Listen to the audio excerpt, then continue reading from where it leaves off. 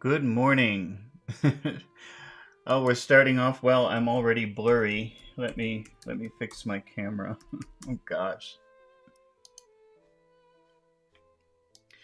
Today we're going to be reading through chapter 6 of Sherlock Holmes' Study in Scarlet, which it seems like is the first story.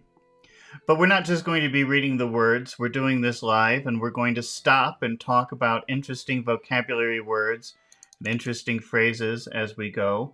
And because we're doing this live, you can ask questions in the chat. I encourage you to ask questions in the chat. What does this mean? What does that mean? Explain this. Explain that. Oh, good. There we go. I'm back. So we're doing this live, and the point is to improve your vocabulary. So if you're watching this with me, I encourage you to ask questions. If you don't ask questions, I will just stop sometimes and explain words and phrases that I think could probably be useful for you in your daily life. Also, if we have any volunteers, when we finish reading the chapter, we will continue the class, or we'll continue the video with volunteers from Discord. As usual, the first two people who volunteer will have an opportunity to practice, and we'll practice some of the interesting vocabulary words or phrases that we encounter as we are reading. And the focus will be on pronunciation, intonation, and accentuation. So if you are interested in improving your accent, this is a pretty unique way of doing it. You probably won't find many people doing this in videos, and I encourage you to stay. And if you want to volunteer, there is a link in the description to the Discord server where volunteers wait or volunteer. And like I said, the first two people who volunteer once the video starts are the two people who will practice. Okay? So let's get started with Chapter 6 of A Study in Scarlet, Sherlock Holmes. And the name of this chapter is A Continuation of the Reminiscences of John Watson, M.D. We've talked about the word reminisce before. And reminisce is like remember. It's similar to remember, but it's a little bit different because when you reminisce about something, it has the idea of enjoying remembering. So usually you reminisce about things that you feel good about, that you enjoyed in the past. Oh, remember that time we went to the beach several years ago? That was a wonderful vacation, wasn't it? That's like reminiscing. So if you look at photographs, old pictures, oh, remember that birthday party 7 years ago? That was wonderful. That's reminiscing. It's like nostalgia or feeling sentimental about the past.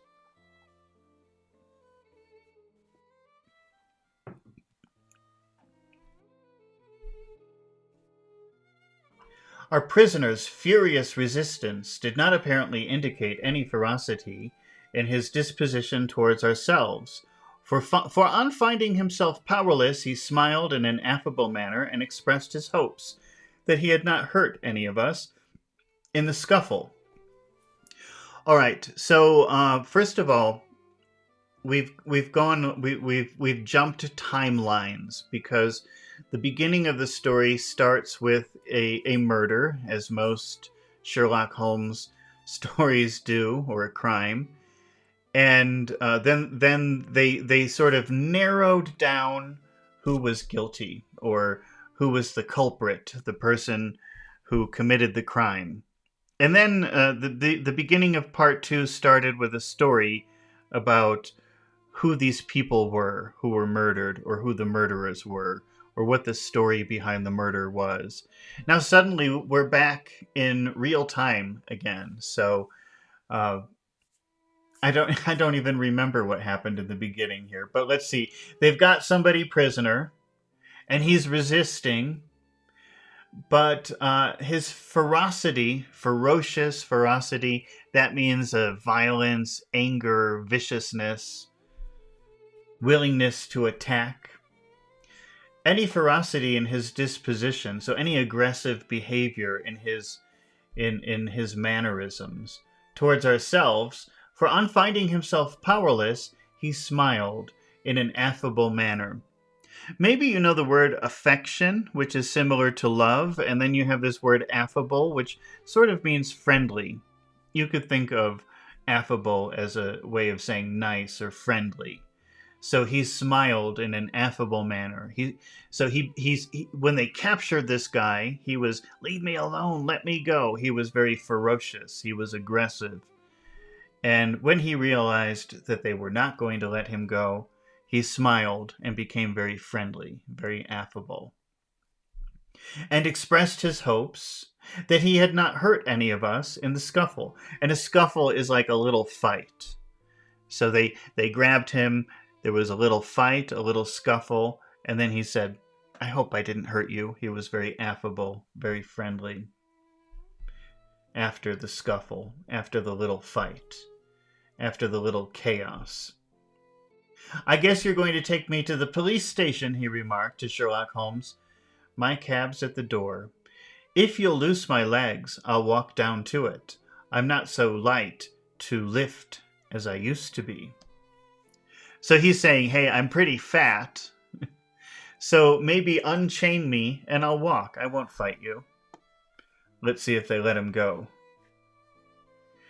Gregson and Lestrade exchanged glances as if they thought his proposition a rather bold one. So the cab, I guess it's a cab driver. I don't remember who they captured. that was a while ago that we talked about that. But he's saying, hey, let me go. I'll walk. I won't fight. And the two detectives are thinking, should we try it? Gregson and Lestrade exchanged glances. So they looked at each other, and they thought this proposition, proposal, suggestion, that's all sort of the same thing, a rather bold one. Bold means brave. But Holmes at once took the prisoner at his word and loosened the towel which had bound round his ankles, which we had bound round his ankles, and he rose and stretched his legs as though to assure himself that they were free once more.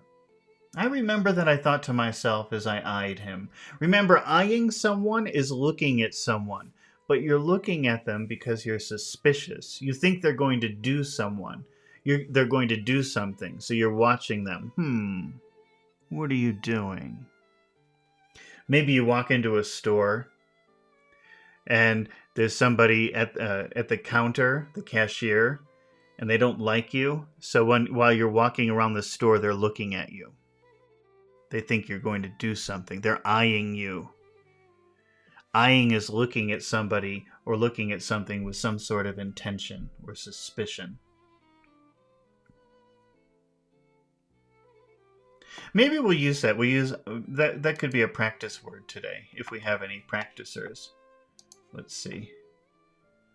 We've got Pachu. Pachu said good morning. Did Pachu volunteer? Yes, Pachu volunteered. So we've got Pachu here. Let's see. I've got to start a... So I is a verb. Because we've talked about that before, but we've never practiced it. I'm sure about that.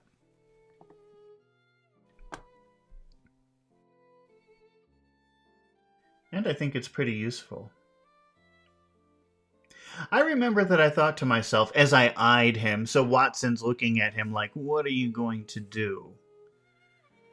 That I had seldom seen more powerfully built man, and his dark sunburned face bore the expression of determination and energy which was formidable in his personal strength.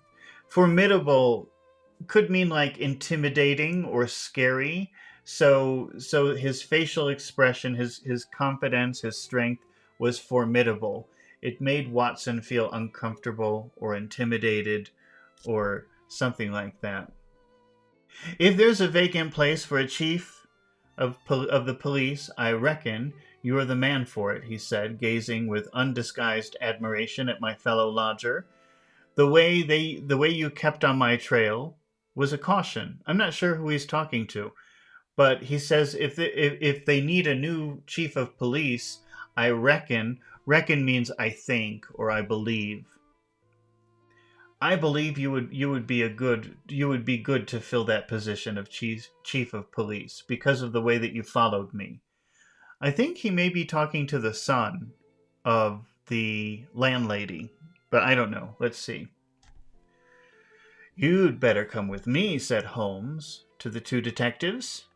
I can drive you, said Lestrade. Good, and Gregson can come inside with me. You too. Doctor, you've taken an interest in the case and may as well stick to us. Stick to me means don't leave me. Or stick with me means don't leave me. So when he says you better stick to us, that means don't leave us. Don't go away from us. Stay with us. That might be good to practice. Stick with me. Very common. Rarely practiced.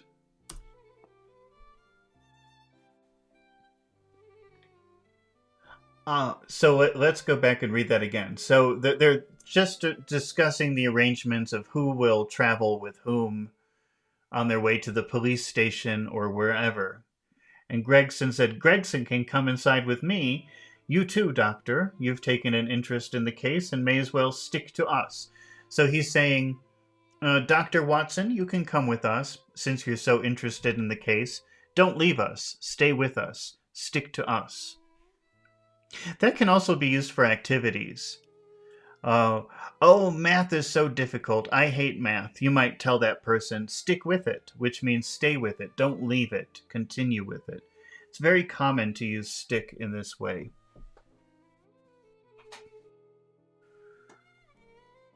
I assented gladly. To assent means to agree.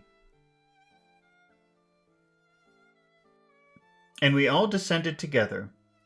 Our prisoner made no attempt to escape, but stepped calmly into the cab which had been his, and we followed him. Lestrade mounted the box, whipped the horse, and brought us into a very short time to our destination. We were ushered into a small chamber where the police inspector noted down our prisoner's name and the names of the men with whose murder he had been charged. The official was white-faced, unemotional man who went through his duties in a dull, mechanical way. Dull is the opposite of bright. So if you have a bright light, you know what that means. That's a pretty common word. It means giving a lot of light. Dull means not giving very much light. Well, actually, it's not the... No, that's dim. I'm sorry. Dim is the opposite of bright. Dull is the opposite of sharp. So if you have a sharp knife, that will cut things very easily. But if you have a dull knife, then it would be very difficult to cut things. And also, we use dull to mean boring. And sometimes we use it to mean not very smart. I don't know if you've ever noticed this, but sometimes you can call someone sharp, and that means that they're very smart. So, of course, the opposite could be dull, but mostly dull means boring. Here, it could also mean unemotional, and I think that's how they're using it here. So if somebody shows a lot of friendliness or emotion, I don't know, what would you call that? Affable, friendly, something like that. But if they don't show any emotions, you might describe them as dull. And I think that's where they're going here. The official was a white-faced, unemotional man who went through his duties in a dull, mechanical manner. The prisoner will be put before the magistrates in the course of the week, he said. In the meantime, Mr. Jefferson Hope, have you anything that you wish to say? I must warn you that your words will be taken down and may be used against you. I've got a good deal to say, our prisoner said slowly. I want to tell you, gentlemen, all about it. So Jefferson Hope, if you've been watching the story, he fell in love with a girl in the United States, and they were going to marry, but The problem was he was not the same religion as the girl that he wanted to marry. And the elders, that means older people, but in this case it means like the people who are running the church, the people who manage the church, said, no, no, no, you cannot marry, this girl cannot marry you because you're not the same religion. And they chose a husband for her.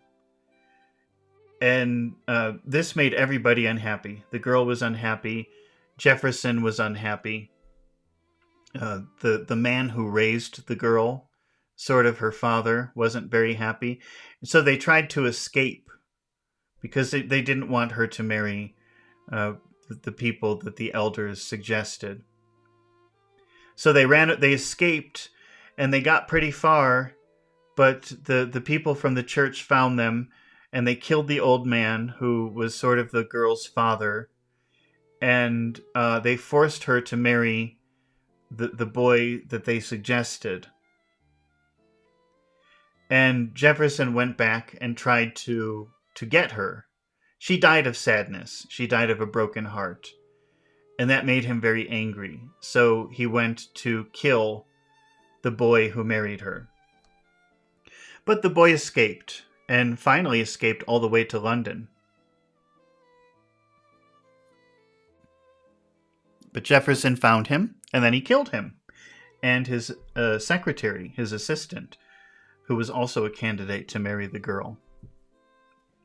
That's sort of the background. I've got a good deal to say, our prisoner said slowly. I want to tell you gentlemen all about it. Hadn't you better reserve that for your trial? Asked the inspector. I may never be tried, he answered. You needn't look startled.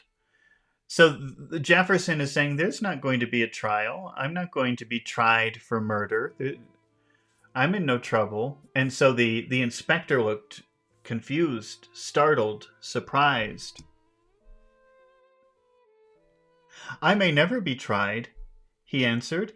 You needn't look startled. It isn't suicide I'm thinking of. He says, I'm not going to kill myself. Are you a doctor?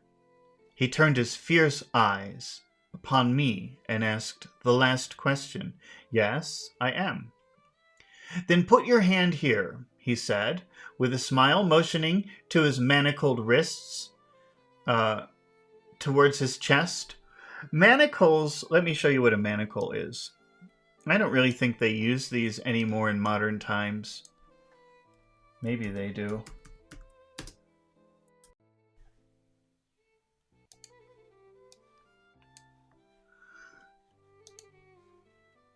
They're like primitive handcuffs. These are manacles, so they're very primitive. Now, here are handcuffs. Now people, in general, these are used instead, handcuffs. But in the past, manacles were used.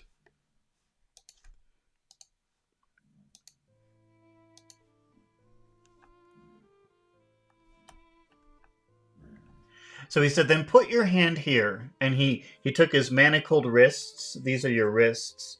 And he said, put your hand here. I did so.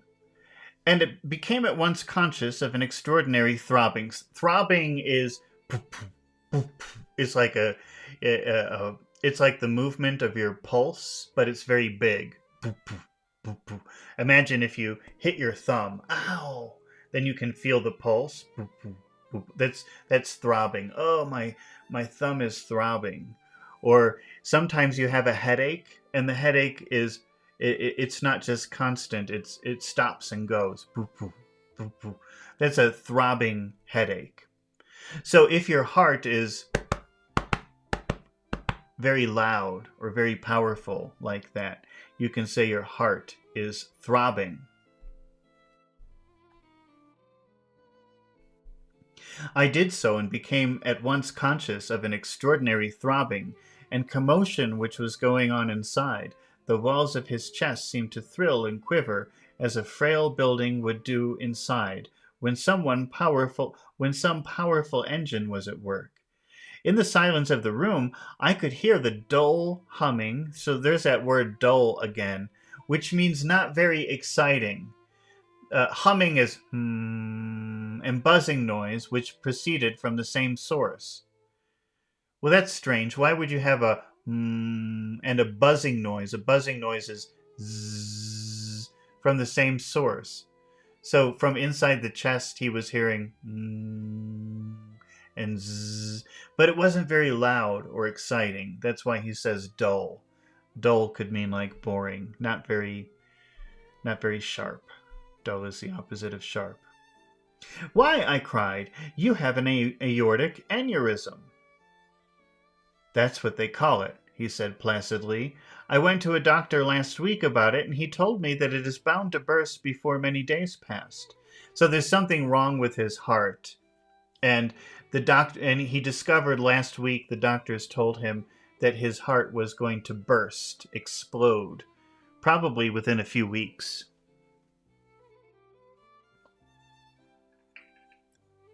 It has been getting worse for years. I got it from overexposure and underfeeding among the Salt Lake Mountains. I've done my work now, and I don't care how soon I go, but I should like to leave some account of the business behind me. I don't want to be remembered as a common cutthroat. So he's saying, look, I'm going to die, probably this week or next week.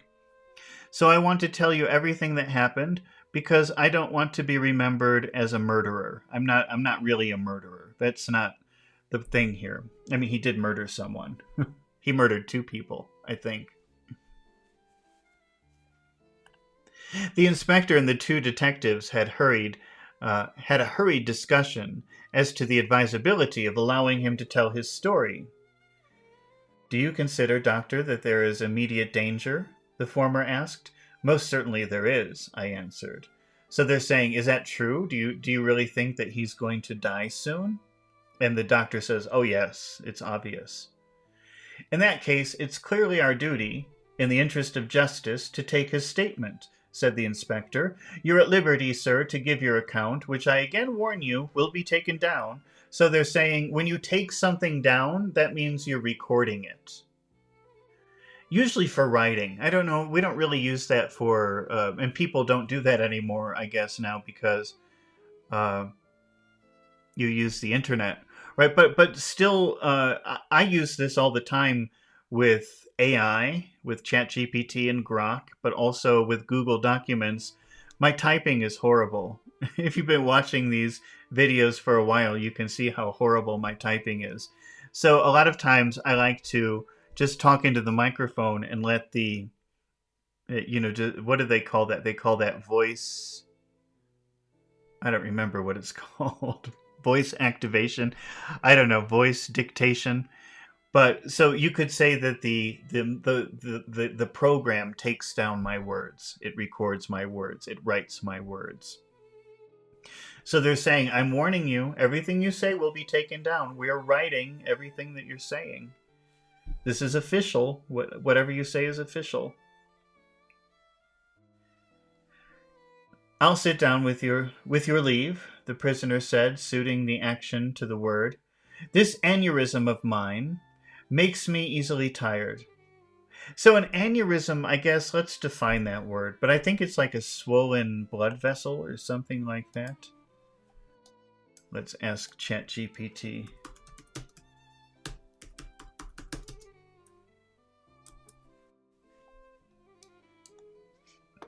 It's a medical condition. One of my uncles died of a brain aneurysm.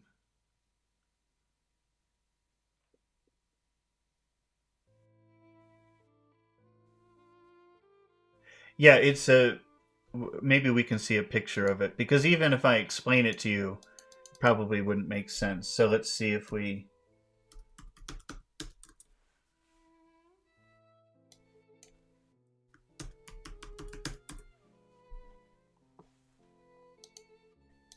Okay.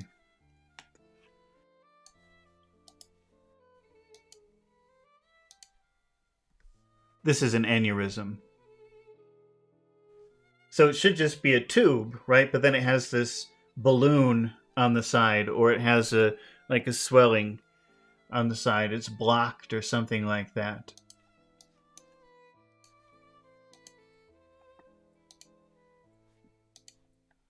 Well, I'm just going to take a 1-minute break and I'll be right back.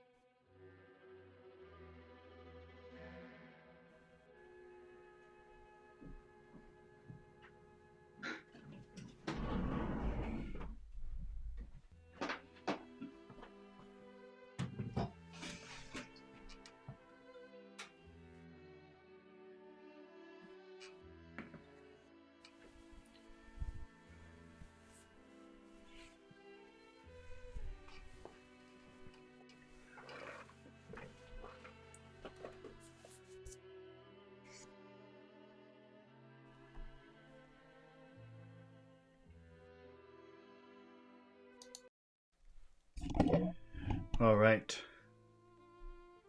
Let's get back to it.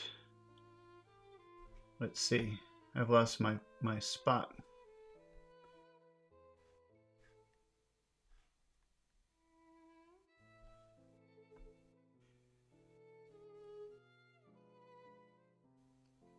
In that case, it's clearly our duty, in the interest of justice, to take his statement, said the inspector. You're at liberty, sir, to give your account.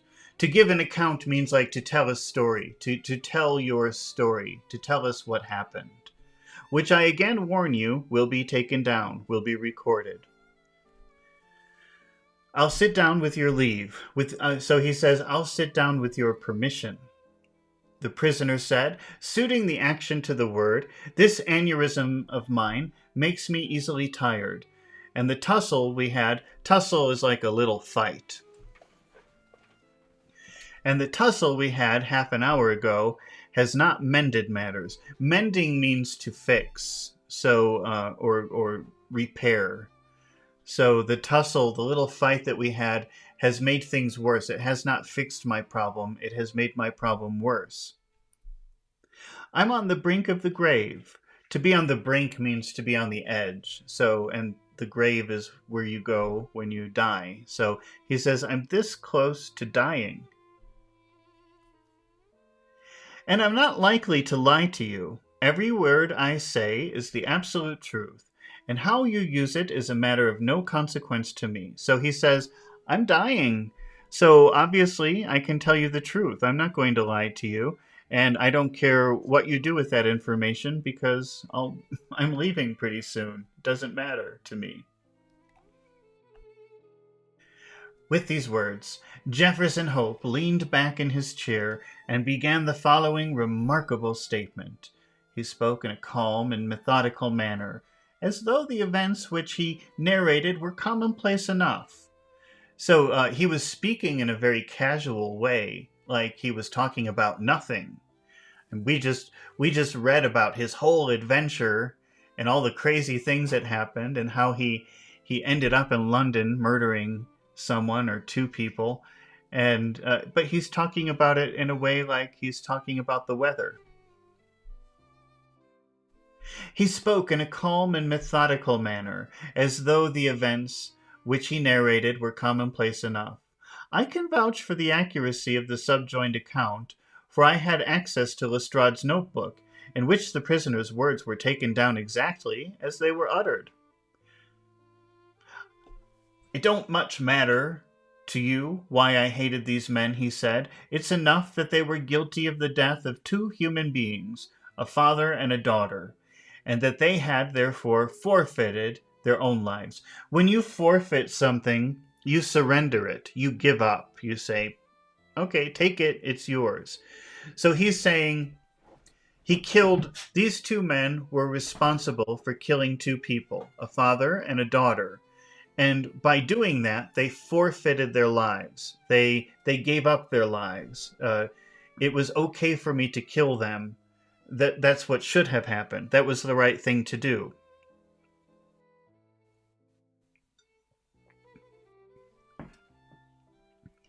After the lapse of time that has passed since their crime, it was impossible for me to secure the conviction against them in any court. So it wasn't possible for him to go to the police or to the judge because too much time had passed. Too much time had lapsed.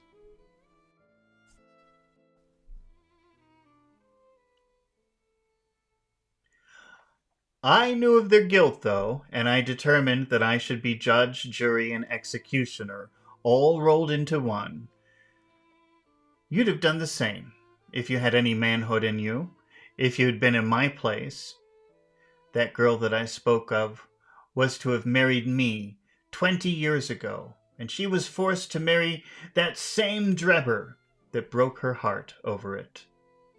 I took the marriage ring from her dead finger, and I vowed that his dying eyes should rest upon that very ring, and that his last thought should be of the crime for which he was punished. So that's why the ring became valuable.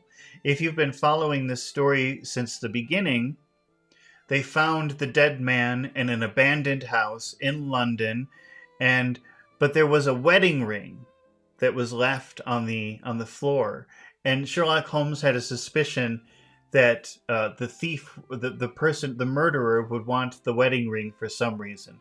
For some reason, that wedding ring was important. And now we understand the significance of it, because when the girl died, he went into the room where she was laying, and people were crying, and he took the wedding ring from her dead body, and he left without really interacting with the people in the room. It was very mysterious. But the reason for that was because he said, I'm going to kill Drebber, and when I do, I'm going to show him the wedding ring. So that wedding ring is very important to him. And that his last thought should be of the crime for which he was punished.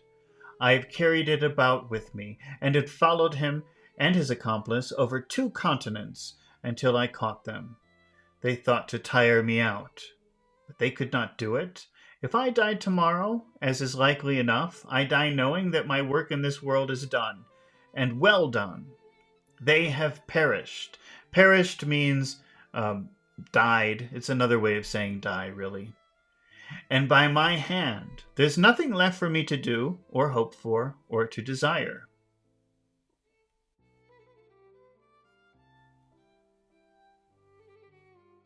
Well, Pachu says, very ring. What is very doing? Where is that? Let's see.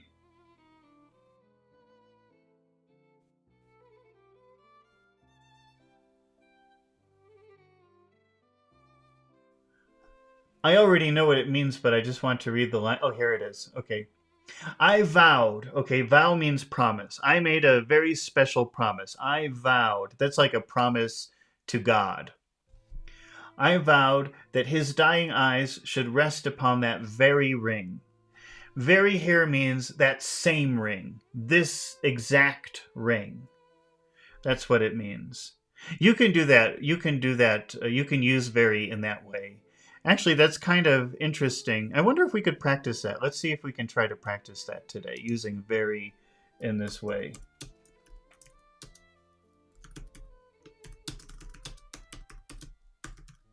It's a way of emphasizing this is the exact one, the one that I'm talking about. So you can use it for anything. On this very day, it means on this exact day. Or I paid that very amount. I paid that exact amount. It just means like exact. It's for emphasis. We'll try to practice that today. I'm putting that on the list. That's a good one. Thank you for asking about that, Pachu. I didn't even notice that. It's something that's so common that it's one of those things that goes under the radar that could be very useful to people.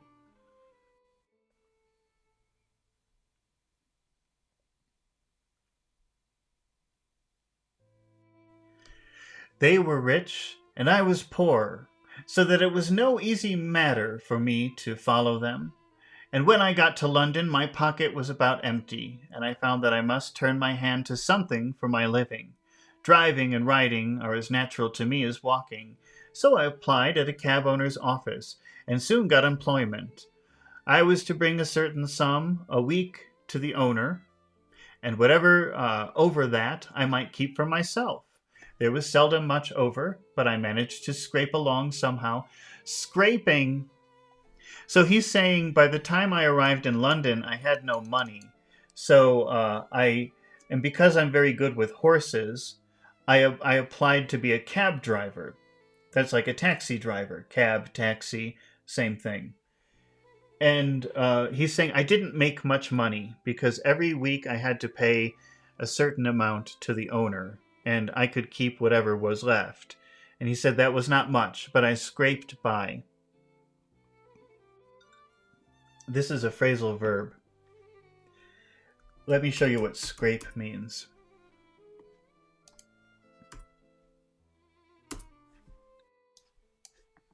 Scraping or scraper, maybe you know the word skyscraper. Maybe you've seen that before. But a scraper is something that does this action. So you can see all different kinds of scrapers.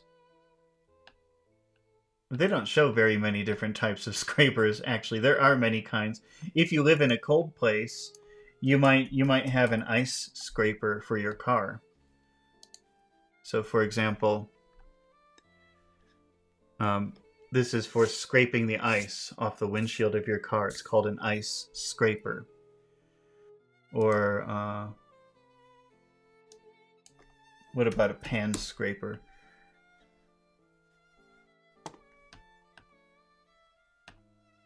Oh, they don't show. This must be the name of a machine, but that's not what I was thinking of. Let's see. Pan scraper. Why would they show a truck like that? This is a pan scraper. So scraping by, that's like taking all the little pieces off with something. Or scraping is that. But scraping by is barely surviving. Just having enough money for food, and that's it. Nothing else. It just means surviving on the bare minimum. You know, just getting the little pieces and surviving. That's scraping by.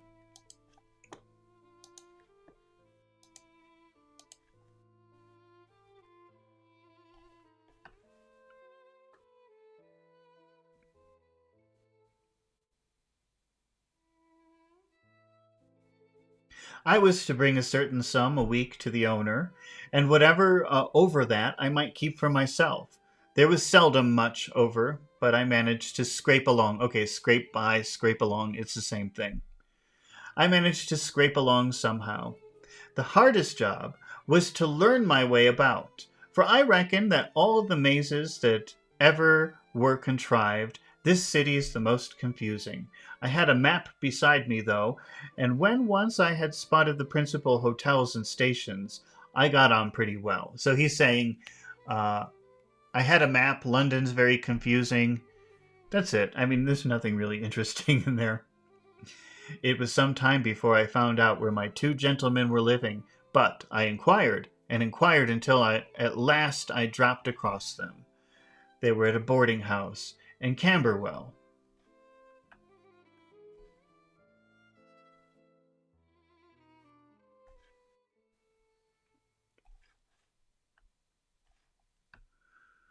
The other side of the river. When once I found them out, I knew that I had them at my mercy. I had grown my beard, and there was no chance of their recognizing me. I would dog them and follow them until I saw my opportunity. I was again determined that they should not escape me again. So he grew a beard so they wouldn't recognize him. He found them, and then he was dogging them. We use dogs for hunting, for following animals. So to dog someone, which isn't such a common thing in contemporary English to say, but to dog someone would be like to hunt them, to follow them. He was following them.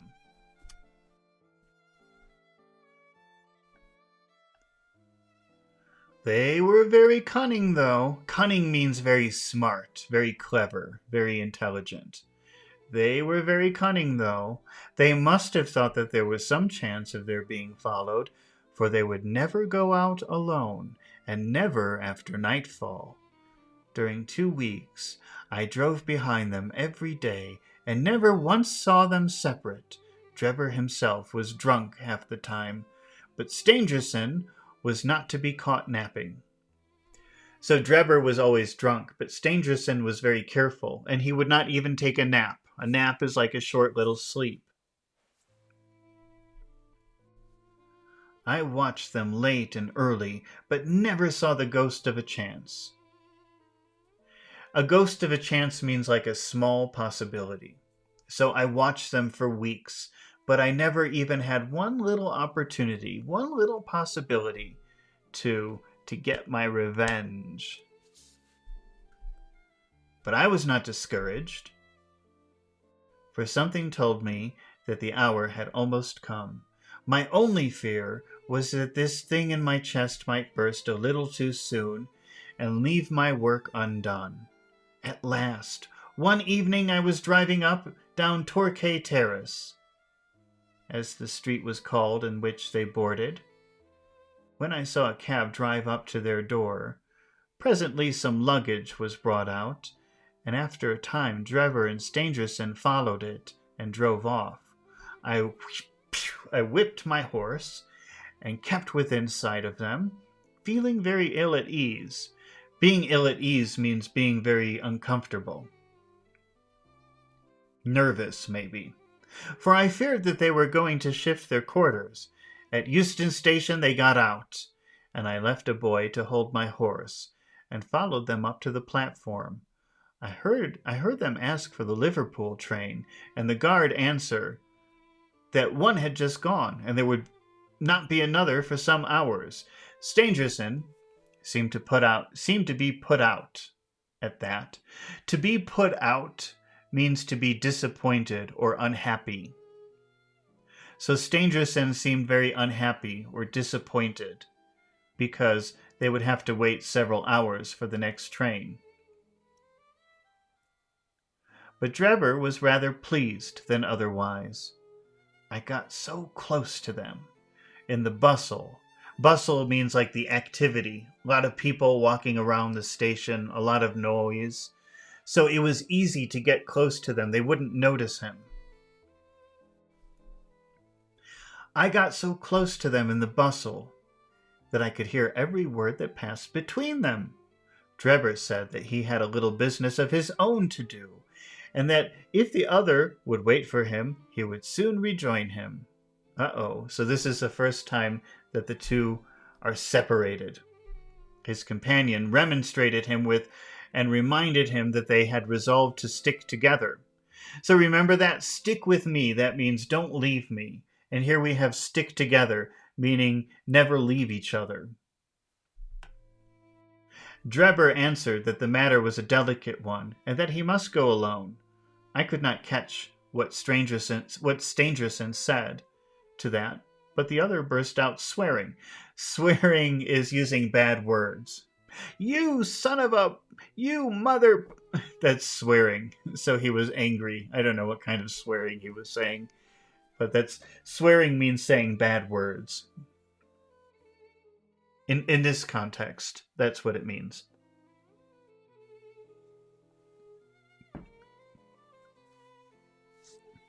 But the other burst out swearing. So he exploded with bad words and reminded him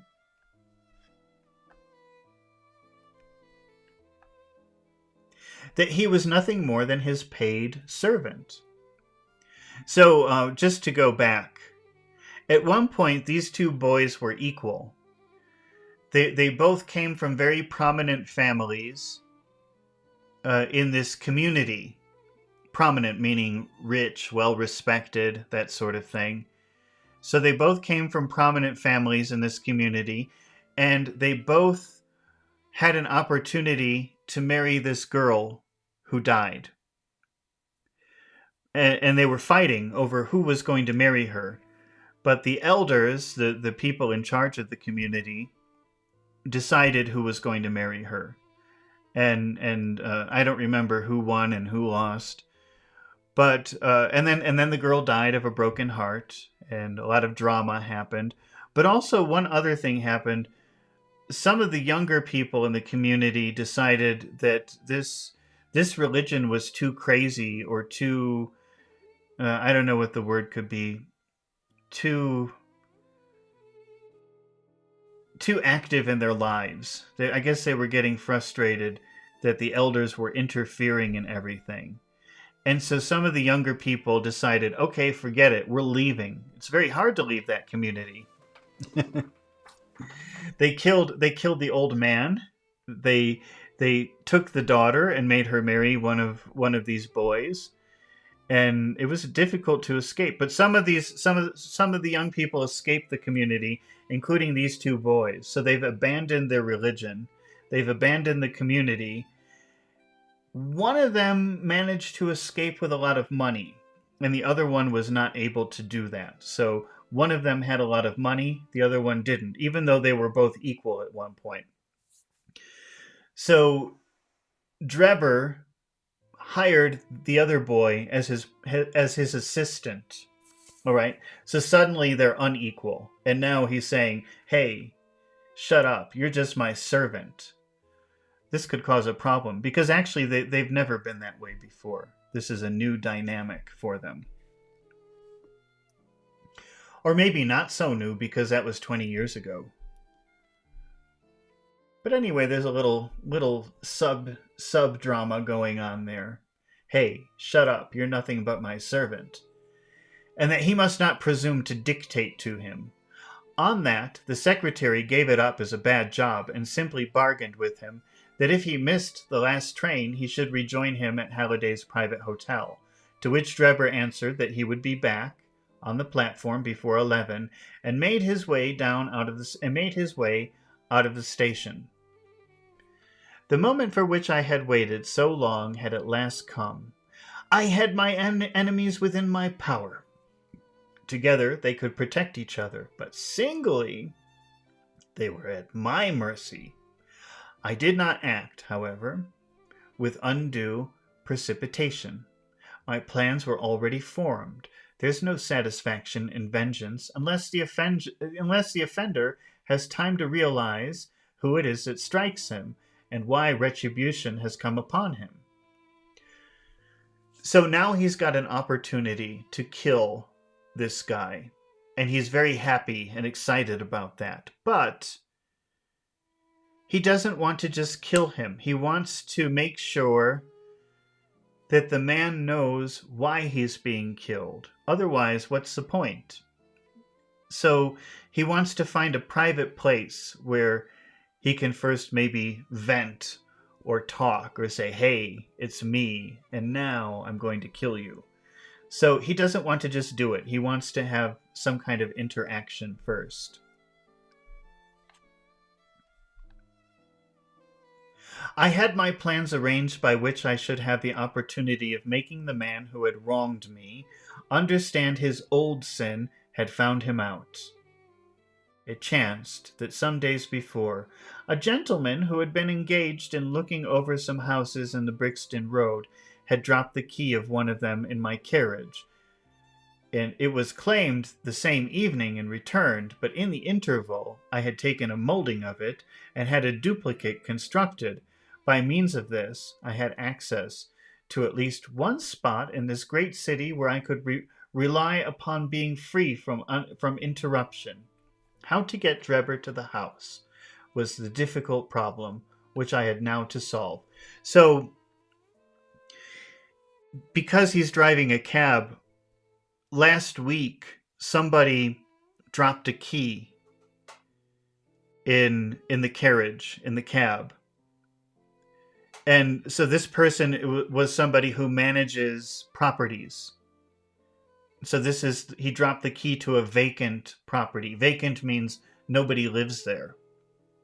So maybe he finds people to rent houses, and then he makes a little money because so he's like a real estate agent. So let's say that he was a real estate agent, and he drops the key to a vacant house. Vacant means nobody lives there. There's nothing there. And of course, the man came back and got the key later in the evening. But in the interval, in the time between, he made a copy of the key because he said, "Oh, that's an empty house. I know for sure that's an empty house." So he made a copy of the key and returned the original to the real estate agent. And now he's thinking, but how do I get him to this house?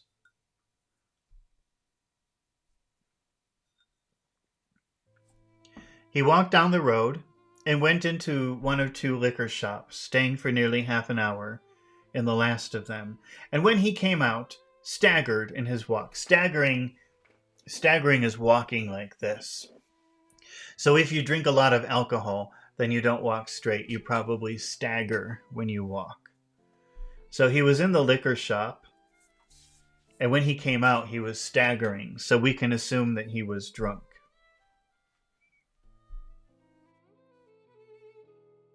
There was a hansom just in front of me. A hansom is a type of carriage. So it's not handsome, which means an attractive male, but handsome. But I wonder if those two words are related. They probably are in some way. I just don't know. I should ask ChatGPT. Although it's not too important, because when do you ever talk about a handsome cab? Except if this is a handsome cab.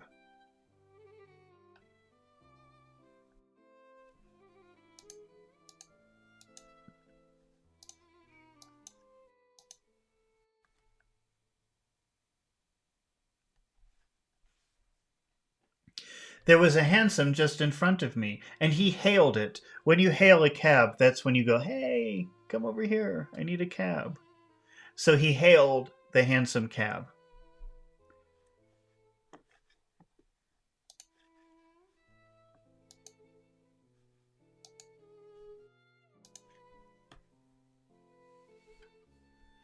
I followed it so close that the nose of my horse was within a yard of his driver. A yard is about a meter. It's about the same distance. I was within a yard of his driver the whole way. We rattled across Waterloo Bridge. So remember, this is rattling. Imagine going across the bridge, and then maybe the vehicle is making that kind of noise. Maybe because the bridge is very bumpy.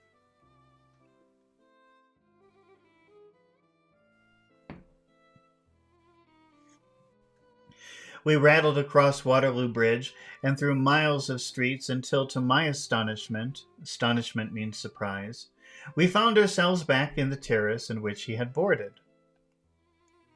Boarding means staying. So just to recap, this story starts with him watching them leaving a boarding house. A boarding house is sort of like a hotel. And then he follows them to the train station. And then he tells his assistant, "Oh, I have to do something." And he leaves, and then he goes and drinks. Then he's staggering out, and he gets into a cab, and then he returns to the place where they just left. He returns to the boarding house, the little hotel where they just left.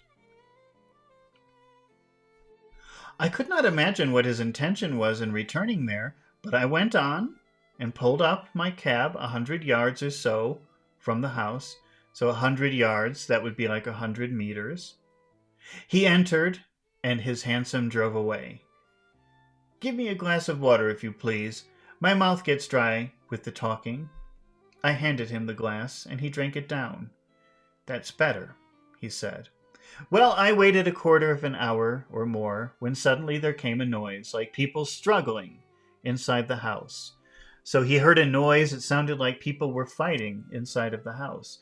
And the next moment, the door flung open, and two men appeared, one of whom was Drebber, and the other was a young chap whom I'd never seen before. And this fellow had Drebber by the collar. This is your collar. So the other guy was pulling Drebber out of the house by his collar. This fellow had Drebber by the collar.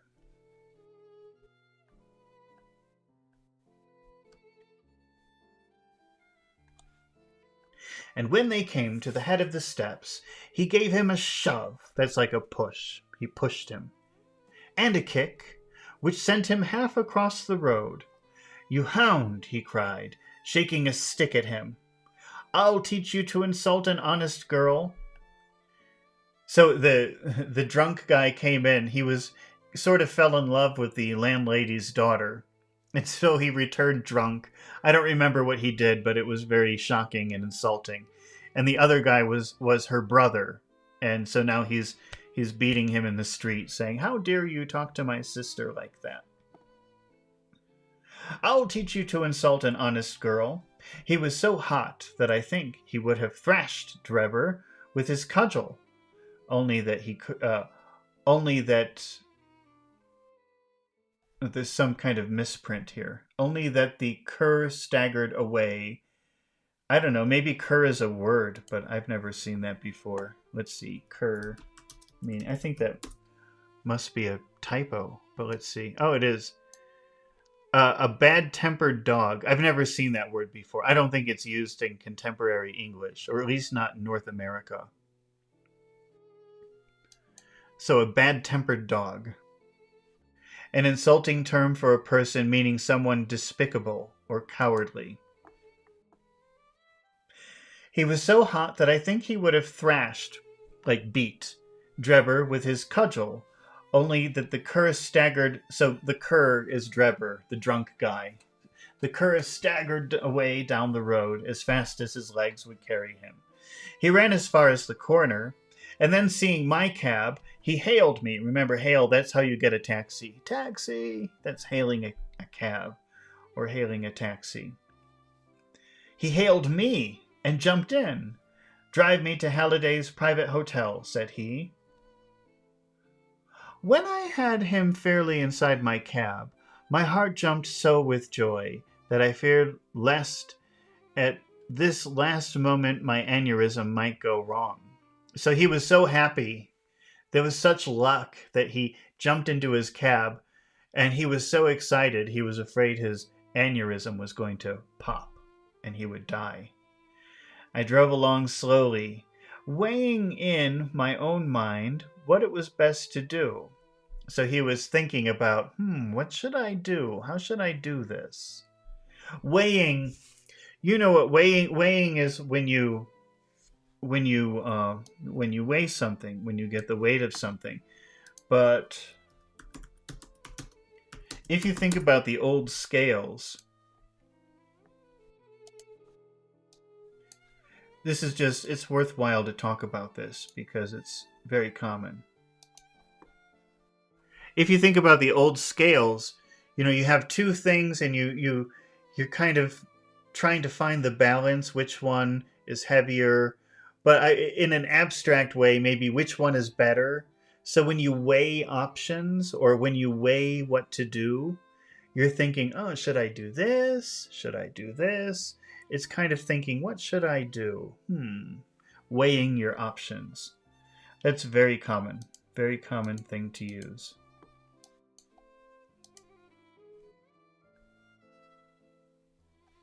So I drove along slowly, weighing in my own mind what it was best to do. Should I do this? Should I do that? I might take him right out into the country, and there in some deserted lane, have my last interview with him. Pachu says outweigh. Well, outweigh means that one thing is better than the other. So Uh, which option do you like? Option A or option B? Option A outweighs option B. I choose option A. It's the better one. Actually, I think it should be the other way, like that. Because option A is heavier, it's more substantial, it's bigger, it's a better idea, it's a better choice.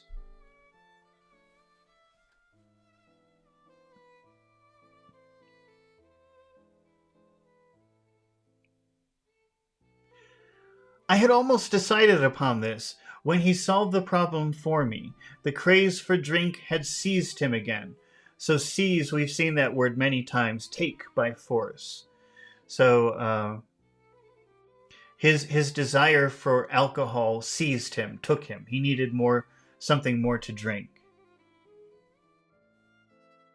And he ordered me to pull outside a gin palace.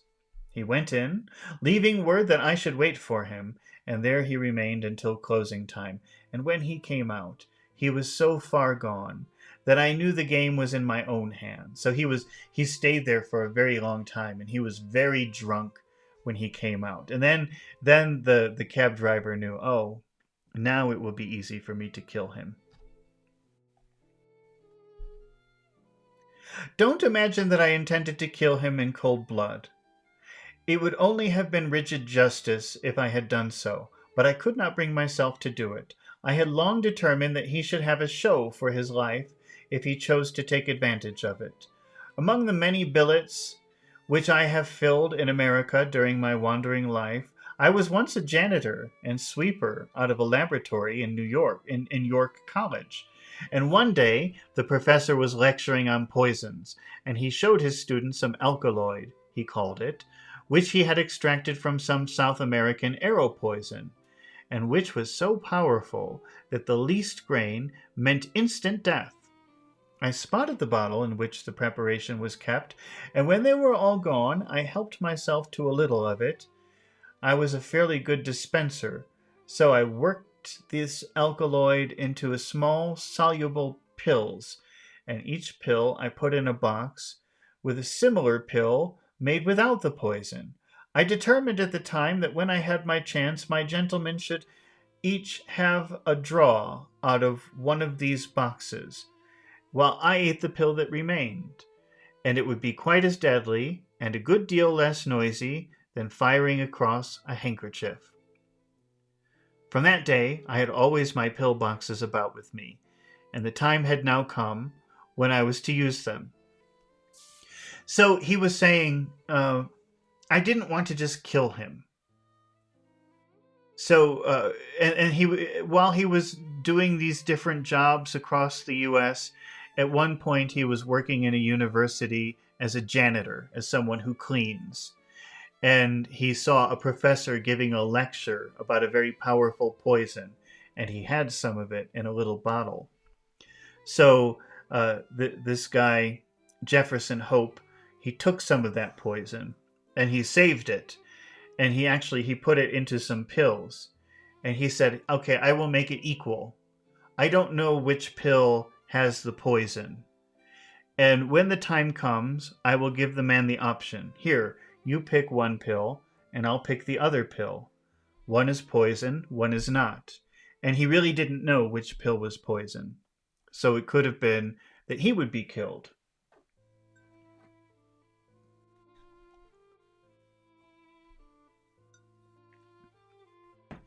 It was nearer 1 than 12, and a wild, bleak night blowing hard and raining in torrents, dismal as it was outside. I was glad within. So glad that I could have shouted out from pure exultation, if any of you gentlemen have ever pined for a thing. We've talked about that word pine before. Just the other day when we were reading the previous chapter, the girl was pining for her fiancé. Oh, I want to be with him. And then she died of a broken heart. Pining away for something is when you want something with all of your heart. So he's saying, have you ever pined away for something for 20 years? Have you ever wanted something with all of your heart for 20 years? And longed for it? Long again means wanting something with all of your heart.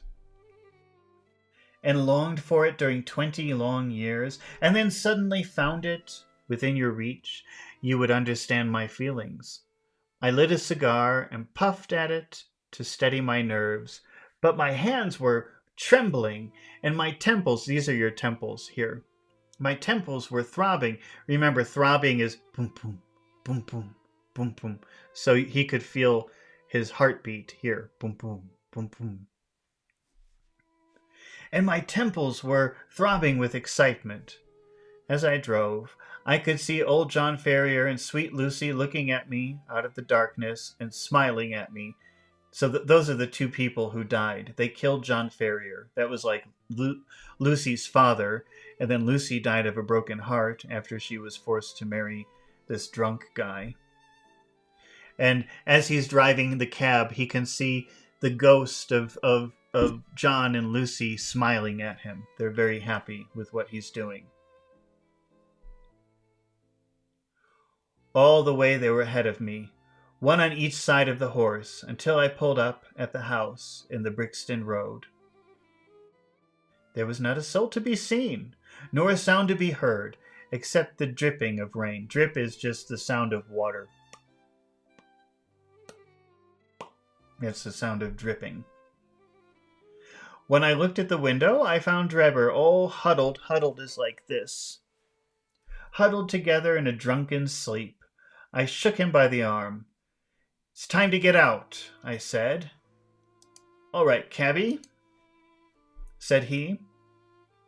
I suppose he thought we had come to the hotel that he had mentioned, for he got out without another word and followed me down the garden. I had to walk beside him to keep him steady, for he was still a little top-heavy, and when we came to the door, I opened it and led him into the front room. I gave you my word that all the way the father and daughter were walking in front of us.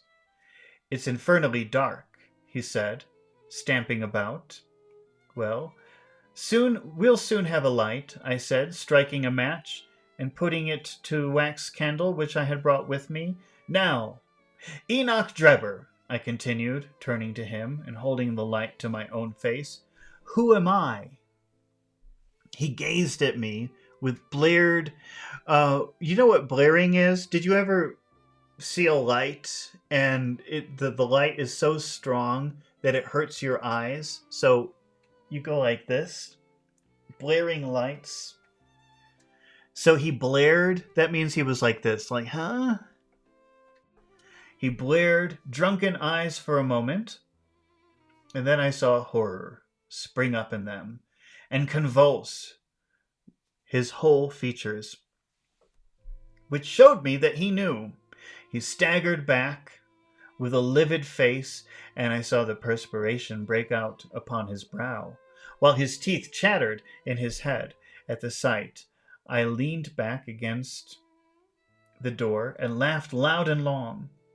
I had always known that vengeance would be sweet, but I had never hoped for the contentment of soul which now possessed me. So he's saying, I knew that I would enjoy this moment, but I never knew how much I really would enjoy this moment. He was really enjoying it.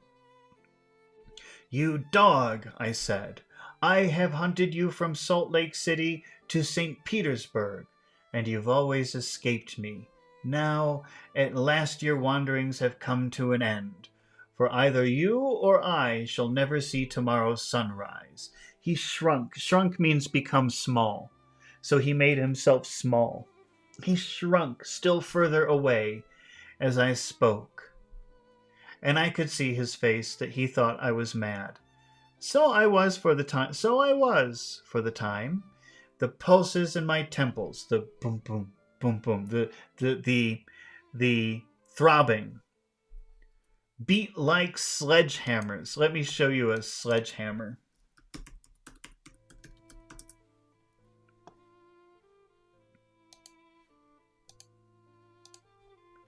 That's a sledgehammer. Those are pretty big.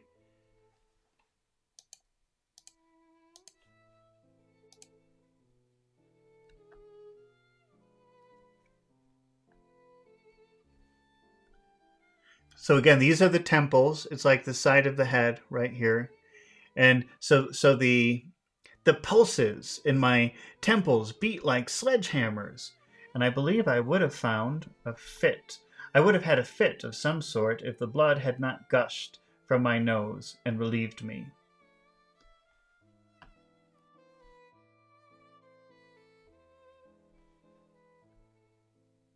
"What do you think of Lucy Ferrier now?" I cried, locking the door and shaking the key in his face.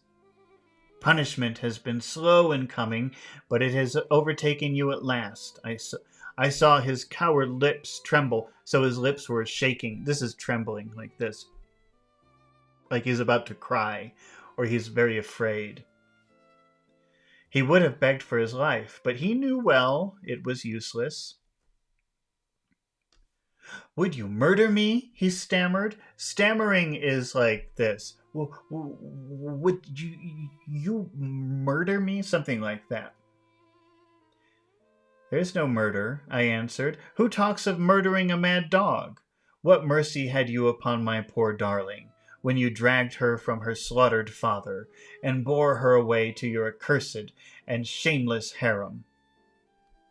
"It was not I who killed her father," he cried. "But it was you who broke her innocent heart," I shrieked, thrusting the box before him. Let the high God judge between us. Choose and eat." So now he's presenting the two pills. One pill is poison and one is not. And he's saying, God will decide who will die tonight. Choose one, pick one, and I'll take the other one. "There is death in one and life in the other. I shall take what you leave. Let us see if there is justice upon the earth, or if we are ruled by chance." He cowered away. We've seen shrink away. Shrink means make small, and away means moving from a place. So he shrank away.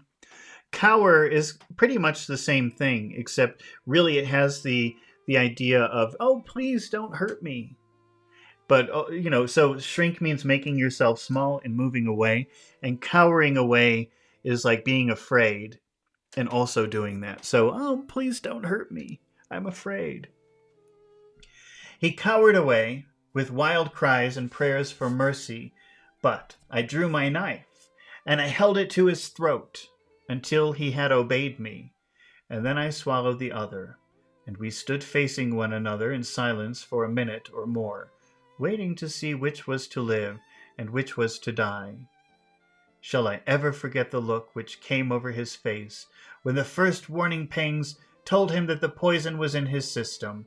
I laughed as I saw it, and I held Lucy's marriage ring in front of his eyes. It was but for a moment, for the action of the alkaloid is rapid. A spasm is like a sudden movement like that. A spasm of pain contorted his features. He threw his hands out in front of him, staggered, and then with a hoarse cry, fell heavily upon the floor. I turned him over with my foot, and placed my hand upon his heart. There was no movement. He was dead.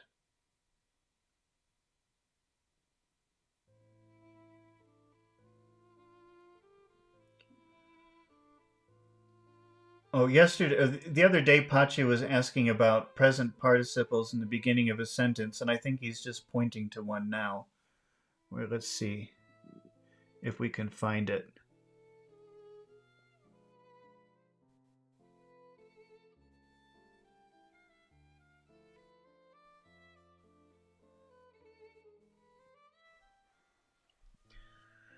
Then I swallowed the other, and we stood facing one another in silence for a moment or more, waiting to see which was to live and which was to die. So you have the sentence, we stood there. Okay, that's your base sentence right there. We stood there, and now you want to add more information, like why? What were you doing there? And so this is like adding extra information. It's an adverb, really. It's here in this one example. It's acting like an adverb. Okay, you stood there. What was the purpose of you standing there? Waiting. We stood there waiting. And waiting for what? Waiting to see what would happen. So it's sort of, well, maybe we can, let's see. Let's see if we can practice doing that.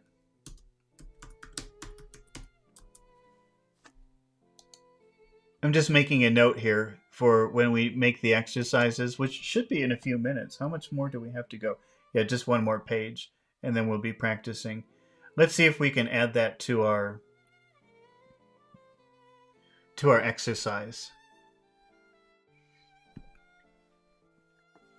But it's just adding extra information. We stood there. Okay, that's an okay sentence, but I want more information. What was happening? We stood there waiting. That was the purpose of it. Waiting for what? Waiting to see what would happen.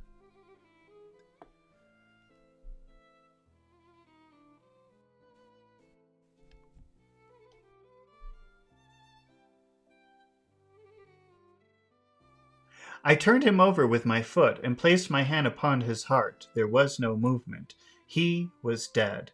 The blood had been streaming from my nose, and I had taken no notice of it. I don't know what it was that put it into my head to write upon the wall with it. Perhaps it was some mischievous idea of setting the police upon the wrong track. For I felt light-hearted and cheerful. I remembered German being found in New York. I remembered a German being found in New York with Rache written up above him, and it was argued at the time in the newspapers that the secret societies must have done it. I guessed that what puzzled the New Yorkers would puzzle the Londoners, so I dipped my finger in my own blood, and then I printed on a convenient place in the wall, and then I walked down to my cab and found that there was nobody about, and that night was still very wild. I had driven some distance when putting my hand into a pocket in which I usually kept Lucy's ring, and found it was not there. I was thunderstruck at this, for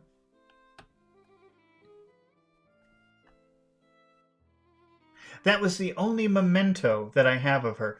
A memento is something that you use to remember something or someone by. So he needed to have that wedding ring because that was the only way that he could remember Lucy. It wasn't that it was valuable. Maybe it was valuable, but the real reason was because it belonged to her. And I don't know if it was his wedding ring that he gave to her or it was a wedding ring from Drebber, but that was the only thing that he had left to remember her. So it was a memento. Pachu said, who take which pills? So the man didn't really want to be a murderer. He didn't want to just go and shoot the man. And so he had this plan of 2 pills, one poison pill and one pill that was nothing, sugar or something like that. And he said, okay, here, you select one pill and I'll take the other pill. And so if there's a God and justice, then you will pick the poison one, and I will pick the one that isn't poison. And if there is no God, then probably you'll select the one, and there is no justice in the world, then you will select the pill that isn't poison, and I'll have the poison pill. And so it turns out that there is a God because the bad man selected the poison pill. Do you follow that? Does that make sense? Thinking that I might have dropped it when I stooped over Drebber's body, I drove back, and leaving my cab in the side street, I went boldly up to the house, for I was ready to dare anything rather than lose the ring. And when I arrived there, I walked right into the arms of the police officer, who was coming out, and only managed to disarm his suspicions by pretending to be hopelessly drunk. That was how Enoch Drebber came to his end. All I had to do then was to do as much for Stangerson, and so pay off John Ferrier's debt. I knew that he was staying at Halliday's private hotel, and I hung about all day. Hanging about means I stayed there all day. I just means stay. Just be there. Just exist there. Waited. Maybe it's like waited. I waited there all day. That's probably better. I hung about all day, but he never came out. I fancy that he suspected something when Drebber failed to put in his appearance. He was cunning. He was cunning with Stangerson, and was always on his guard. If he thought he could keep me off by staying indoors, he was very much mistaken. I soon found out which window was of his bedroom, and early next morning I took advantage of some ladders which were lying in the lane behind the hotel, and so made my way into his room in the gray of the dawn. I woke him up and told him that the hour had come when he was to answer for the life he had taken so long before.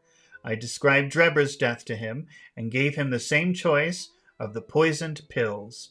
Instead of grasping at the chance of safety, which that offered him, he sprang. Remember, springing is jumping. He jumped from his bed. He sprang from his bed and flew at my throat, so he tried to kill him. In self-defense, I stabbed him to the heart. It would have been the same in any case, for Providence would never allow his guilty hand to pick out anything but the poison. So the man says, it doesn't matter. I mean, yes, he tried to kill me and I had to stab him, but I don't care because I'm sure he would have selected the poison pill. I have little more to say, and it's as well, for I'm about done up. So that means I'm tired. I've had it. I'm finished. I don't want to do any more. I went on cabbing it for a day or so, intending to keep it until I could save enough to take me back to America. I was standing in the yard then when the ragged youngster asked if there was a cabby there called Jefferson Hope. The ragged youngster, that's one of Holmes's Baker Street irregulars. And said that his cab was wanted by a gentleman at 221B Baker Street. I went round, suspecting no harm, and next thing I knew, this young man here had the bracelets on my wrists, and as neatly shackled as ever I saw in my life. That's the whole of my story, gentlemen, and you may consider me to be a murderer, but I hold that I am just as much an officer of justice as you are. So thrilling had the man's narrative been, and his manner was so impressive that we had sat silent and absorbed. Even the professional detective, blasé as they were, blasé means unimpressed, not very impressed, very difficult to impress. Blasé as they were in every detail of crime, appeared to be keenly interested in the man's story. When he finished, we sat for some minutes in the stillness, which was only broken by the scratching of Lestrade's pencil as he gave the finishing touches to his shorthand account. There's only one point which I should like a little further information, Sherlock Holmes said at last. Who was your accomplice who came for the ring which I advertised? The prisoner winked at my friend jocosely. I can't tell you my own secrets. I can tell you my own secrets, he said, but I don't get other people in trouble.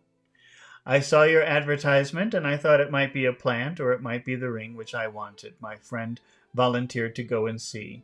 I think you'll own he did it smartly. Not a doubt of that, said Holmes heartily. Now, gentlemen, the inspector remarked gravely, the forms of the law must be complied with. On Thursday, the prisoner will be brought to the magistrates, and your attendance will be required. Until then, I will be responsible for him. He rang the bell as he spoke, and Jefferson Hope was led off by a couple of warders. That's like guards. While my friend and I made our way out of the station and took a cab back to Baker Street. All right. Well, that was the end of Chapter 6 of Part 2 of A what was it? Study in Scarlet. Okay, but don't go away because now the fun is just beginning. We're going to practice some of the interesting words that we learned using, and we're going to have a real live participant. Oh, it's been a while since I've been doing this. I forgot how to introduce all of this. Let me start over. Don't go away because the fun is just beginning. Now we're going to work on pronunciation, accentuation, and intonation while also practicing some of the interesting vocabulary words that we learned during the chapter. So I'm just going to take a short break to put together some exercises, and then Pachu will join us, and we're going to practice some of those words while focusing on accent reduction. Pachu says, where's Baker Street? Well, you know, I'm sure that it's a real street. Let's see if we can find it. What was it? 221 Baker Street? I wonder if it's a real address. Let's see. 221B Baker Street, London.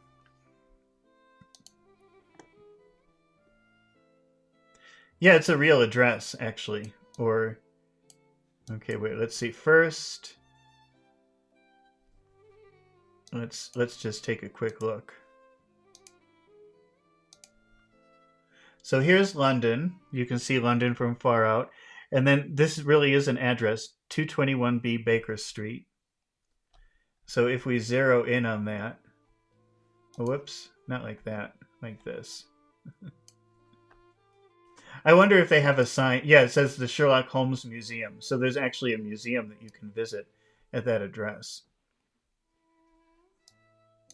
And then let's take a look. Let's see what it looks like.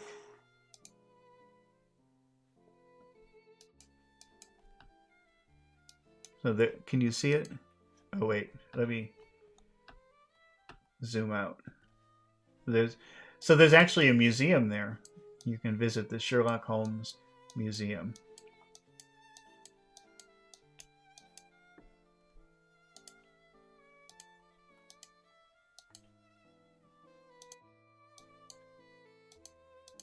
Okay, so I'm just going to take a few minutes break, during which time I will put together an exercise using some of the interesting vocabulary words that we talked about. And then when I return, Pachi will join us from Discord.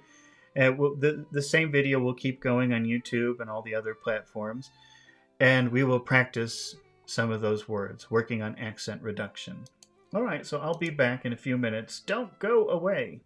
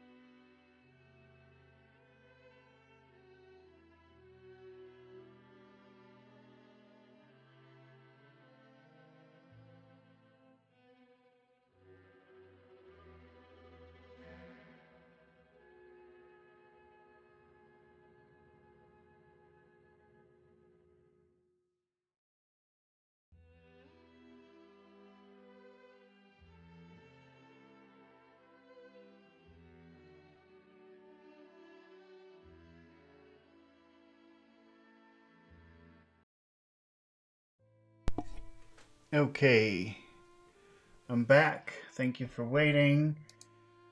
Let's turn off the music.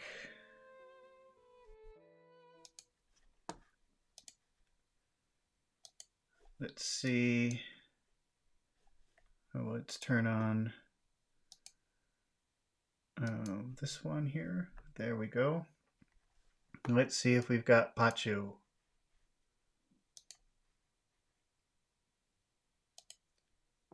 Hello. Can you hear me, Pachu? Yeah. Oh, good. I don't know if I can hear you. Can you speak again? Hello? Yeah. Yes, sir. Okay, you're there. All right. Hello, sir.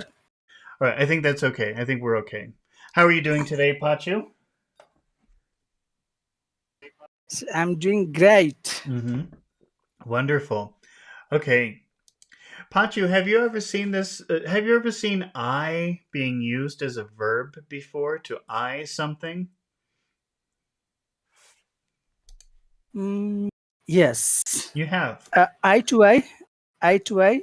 Well, I think, what do you mean when you say eye to eye? What are you trying to express with that?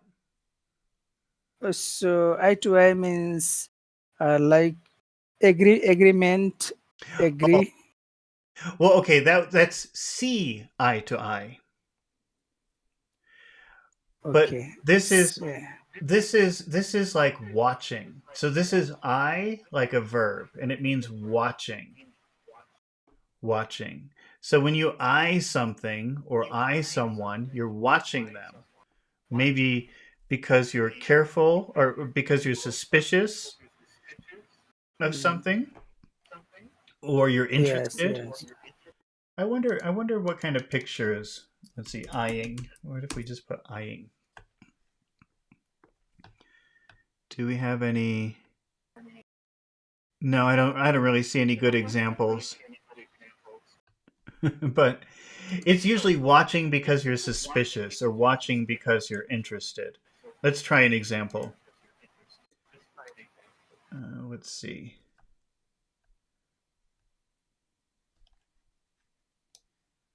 So I'm just going to put a very basic sentence up here. Do you see it? Okay, Oh, sir. well, actually, no, you won't see it because it takes a while. I'm putting it in Discord. Do you see the sentence that I just put in Discord? Yes, I see on the screen. Yes. Okay, what does it say? He eyed the man. What is it? What's the difference between saying he watched the man and he eyed the man? What do you think the difference could be? Uh, eyed means to see closely. Yeah, and watch it may or may not be, but the purpose is the same. No. Well, Yes. in both cases, you're paying attention, but in one case, if you eye something, you think, "Oh, what is he doing? Is he doing something bad? What is that thing he's doing?" You're watching because you're interested or suspicious. Yes. Does that make sense? Yes, sir. Okay. Now let's add a little bit more information. Okay. Let's add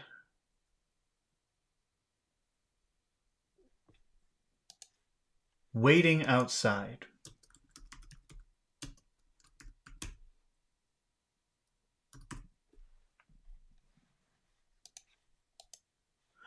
So now we have more information about the man. Yes. What is the Yeah. man doing? What kind of thing is the man doing? Or what can you imagine the man is doing?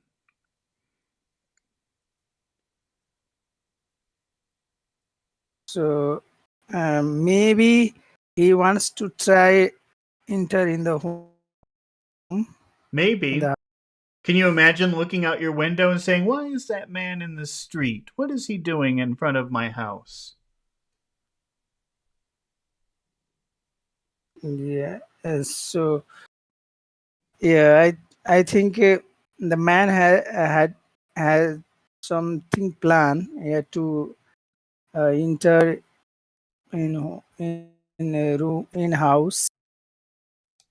Maybe. Well, at least maybe the man thinks that. Like the man is suspicious. Maybe the man is just waiting outside. But also Yeah. could be, what if I put it in the front? What if I say waiting outside, he eyed the man. Now who is waiting outside? Is it the man or the suspicious guy?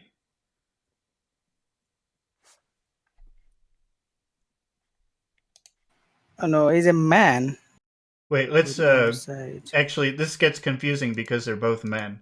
So I'm making different colors here. Okay. So it would take a second for you to see the screen, but I've changed one man to red and one man to blue, just to make it, because kind of confusing. We've got two men we're talking about. So if I say waiting Yes. outside, he eyed the man, am I talking about red or blue?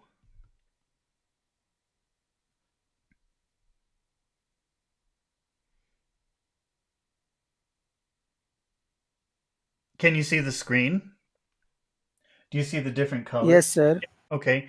So who do you think I'm Yes. talking about? When I say waiting outside, he eyed the man, am I talking about red or blue? It's a red. You're right. So, but now what if I change it? What if I say he eyed the man waiting outside? Am I talking about red or blue? So it's a blue. That's right. So the position of where you put that kind of changes the meaning. Does that make sense? Is that pretty clear? Yes. Yes, sir. Okay, let's change this around a little bit. And what if we're talking about she?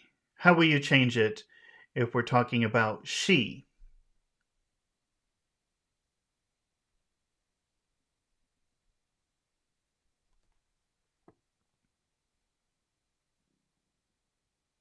Can you change the sentence using she instead of he? Uh-oh, I think Pachu's disappeared. Okay, we'll answer for him while we're waiting. Oh, we haven't done our intonation yet, or our accentuation. So while we're waiting for Pachu, Pachu, are you back? Yes, sir. Okay. Yes. What are the important words in he eyed the man waiting outside? So the height Okay, and waiting, mm-hmm. Let's see here. What about man? waiting. Do you think that we should emphasize the word man here? Yes. Yes. Okay, I agree with you. I think we should make that big also. And then we have waiting, waiting. That's another one, right? That's a special word. Yes. Okay. How many syllables does Yes. that have? And waiting. Wait. Waiting is two. Kave is here. Hello, Kave. Haven't seen you in a while. How are you doing today? Right. And the emphasis is on the first syllable. Waiting outside. Okay. Waiting outside. How about outside? Is that an important word? Yes. Yes, sir. Okay. Outside. Outside. Outside. You know, it's funny because if you have two words together, which word normally would get the emphasis? Generally, the first Yes, but outside. in this case, I don't know why. This must be an exception. You have to do both. They both get emphasis. Outside. Okay. Outside. Yeah, outside. Both of them actually get emphasis. So that's kind of an exception, I guess. I don't know why. Okay. Yeah. All right. So we have a couple of problems here, right? How will you say man plus waiting? How will that sound? As a- so man waiting, Yes, man waiting. you have to pause. Why do you have to pause between man and waiting? Yeah, so there are two strong sounds. Mm-hmm. That's right. You can't So put. we have, Go ahead. yes. Sorry. So we have to pause, yeah, between the two. That's right. And the same thing happens with outside. You're going to have to pause a little bit in order to say that well. Because English does not like Yeah, strong sounds hitting each other. So the only way that you can fix that is to pause for a second. yes. So this is how it sounds. He eyed the man waiting outside. He eyed the man waiting outside. Can you change that to she?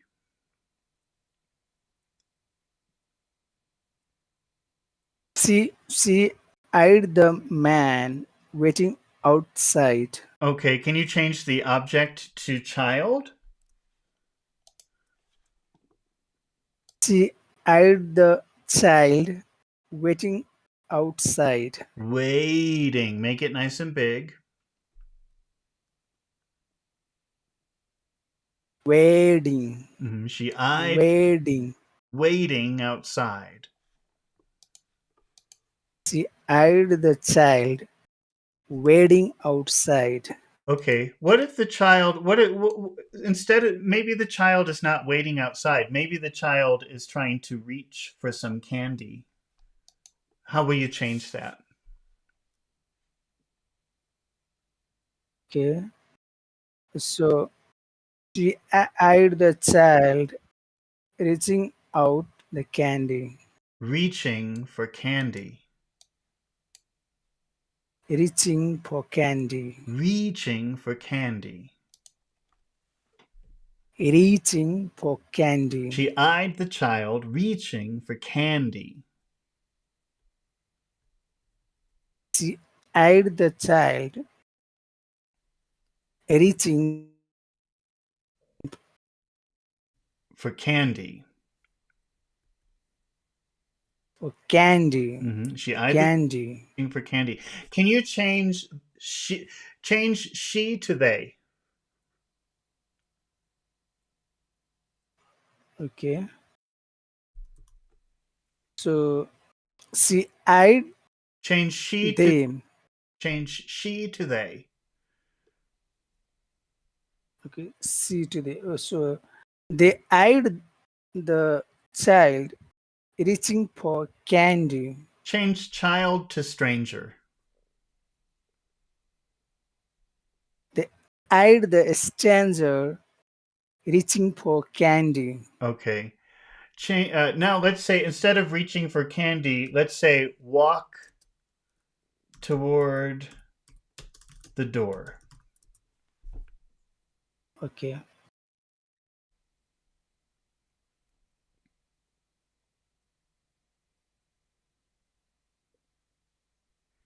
So they, stranger, walk toward the door.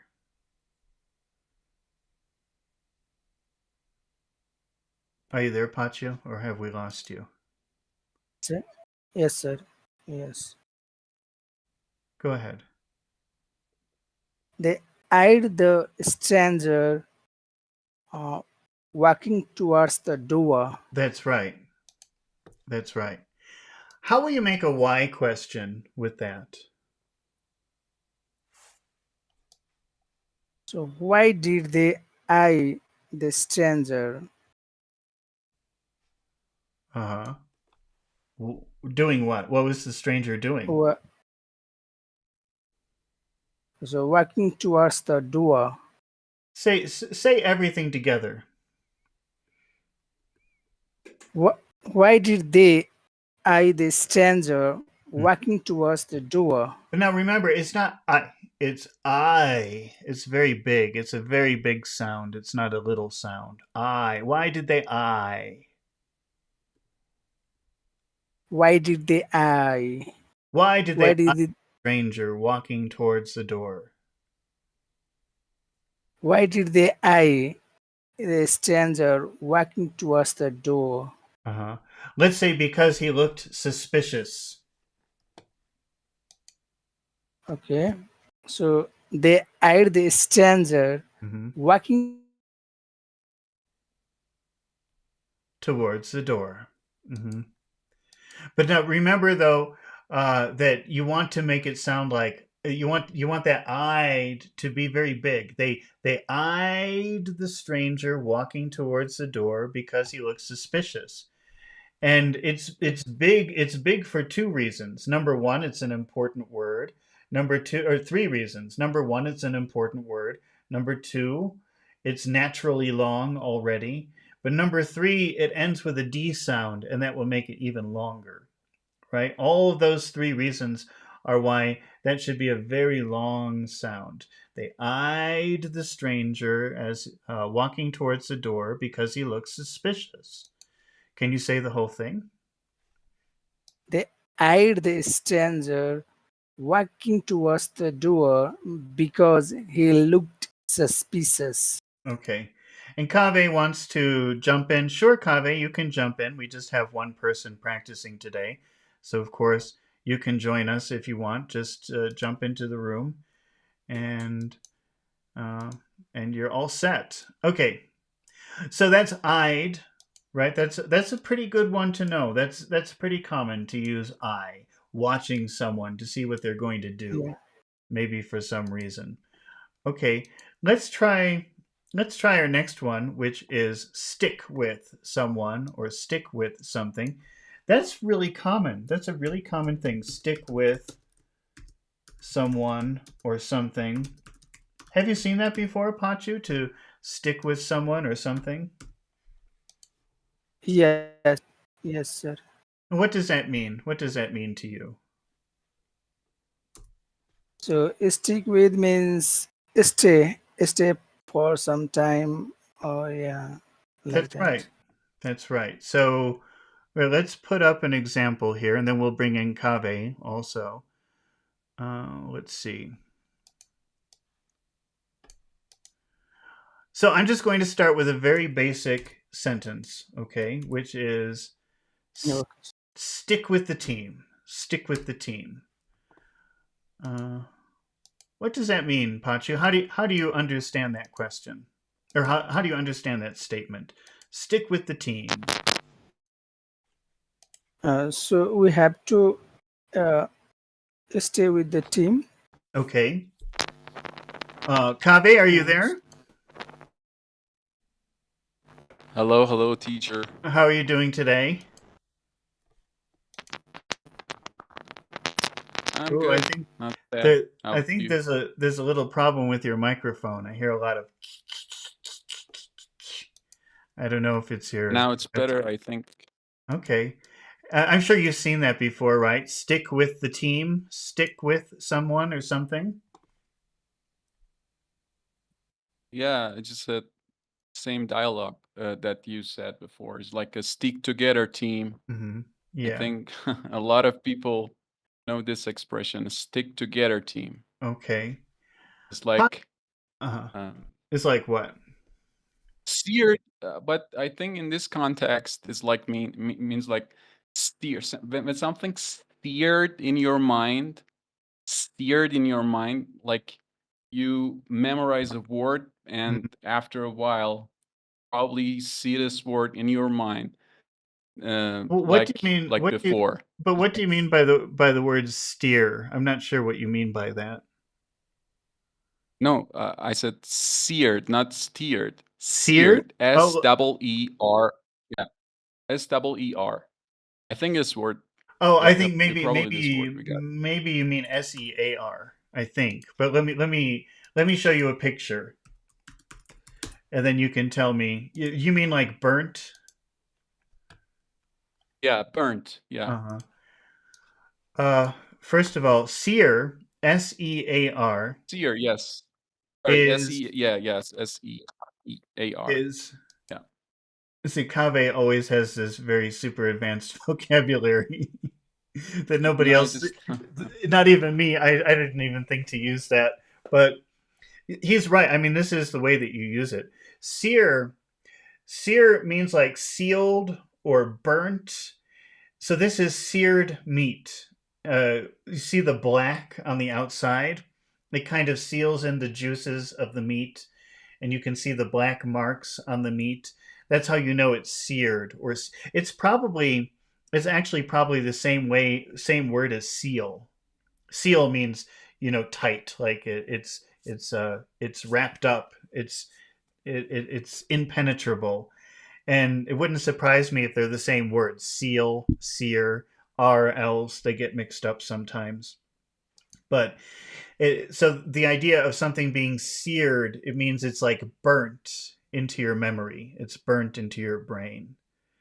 And but so you're saying, can you finish that thought, or can you repeat that thought again, Kave? So something is seared into Very a your. little conjecture. I forgot to say hello to Pachu. Oh. Hello, Pachu. So, yeah, what you're asking Kaveh, for? yeah.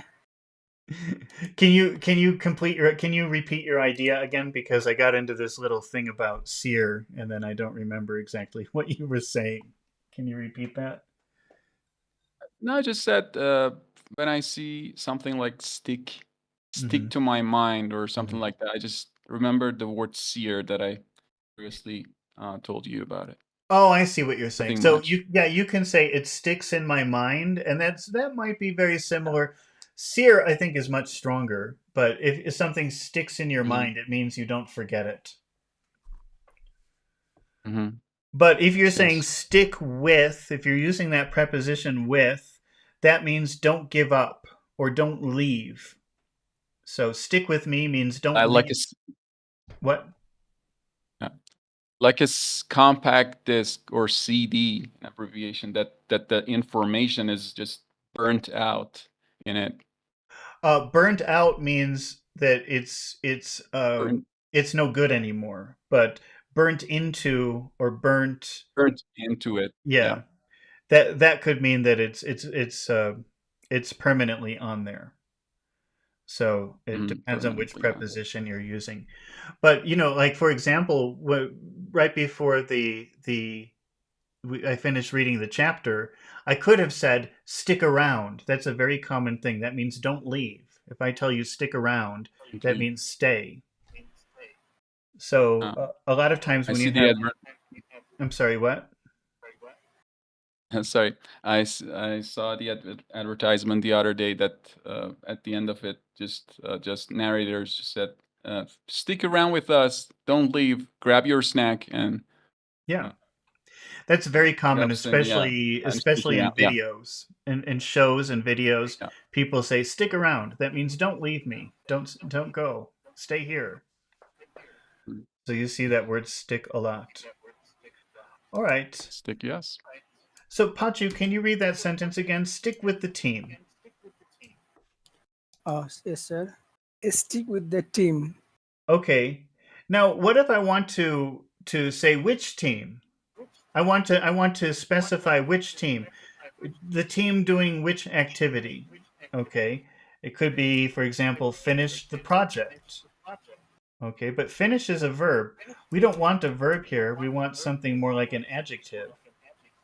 So how will you change that verb, Pachu, to specify exactly which team we want to stick with? So stick with the project team.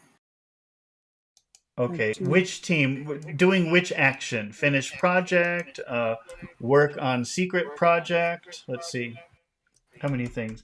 Work on secret project. Uh, what else can we do? Uh,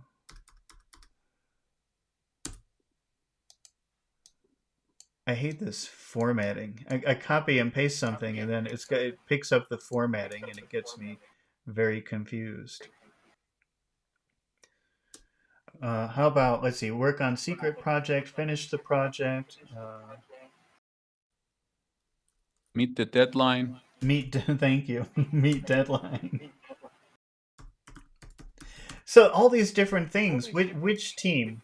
Pancho, we've got three different teams here. Which team should we Yeah. stick with? I want you to be specific. Yes. So Remember, yeah, the like she eyed the child reaching for the candy. Like which child was she eyeing? The child reaching for the candy. Which team should I stick with? okay. So stick with the team Mm-hmm.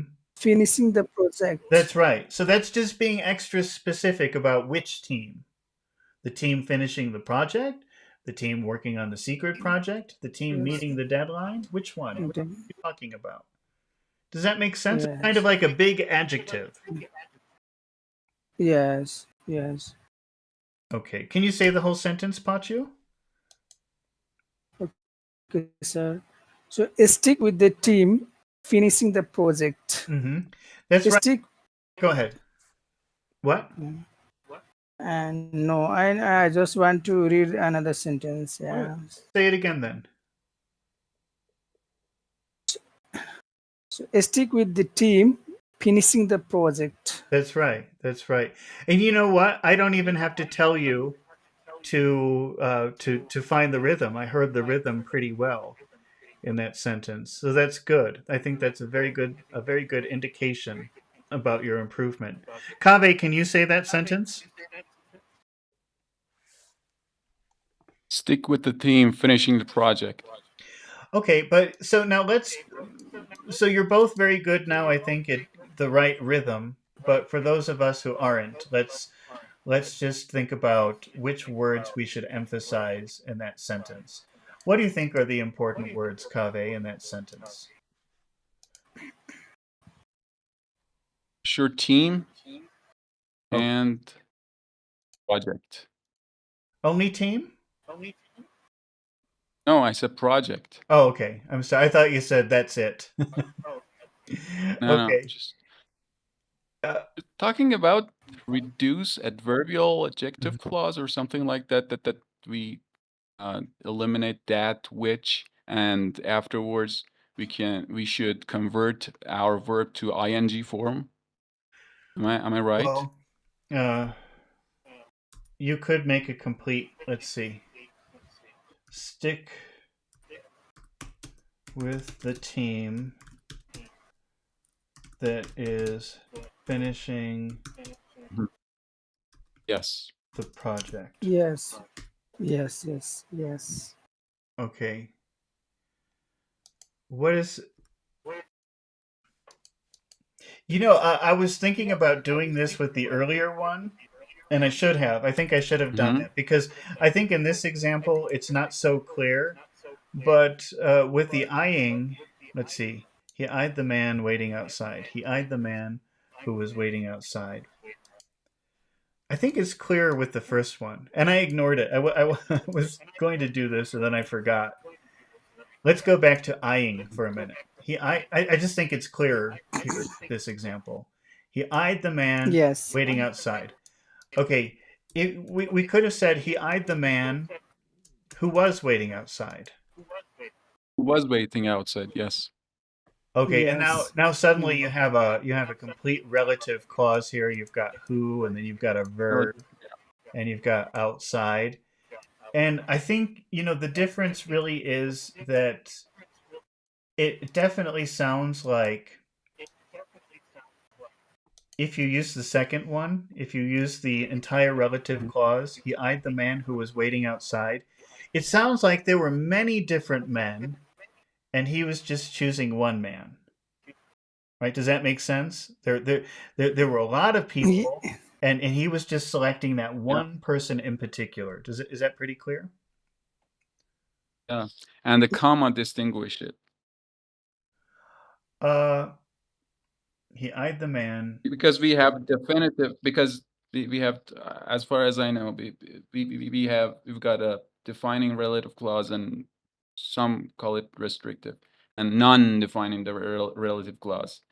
And the way that we are going to distinguish is when it's between two commas, it's like none defining relative clause. Otherwise, is restrictive.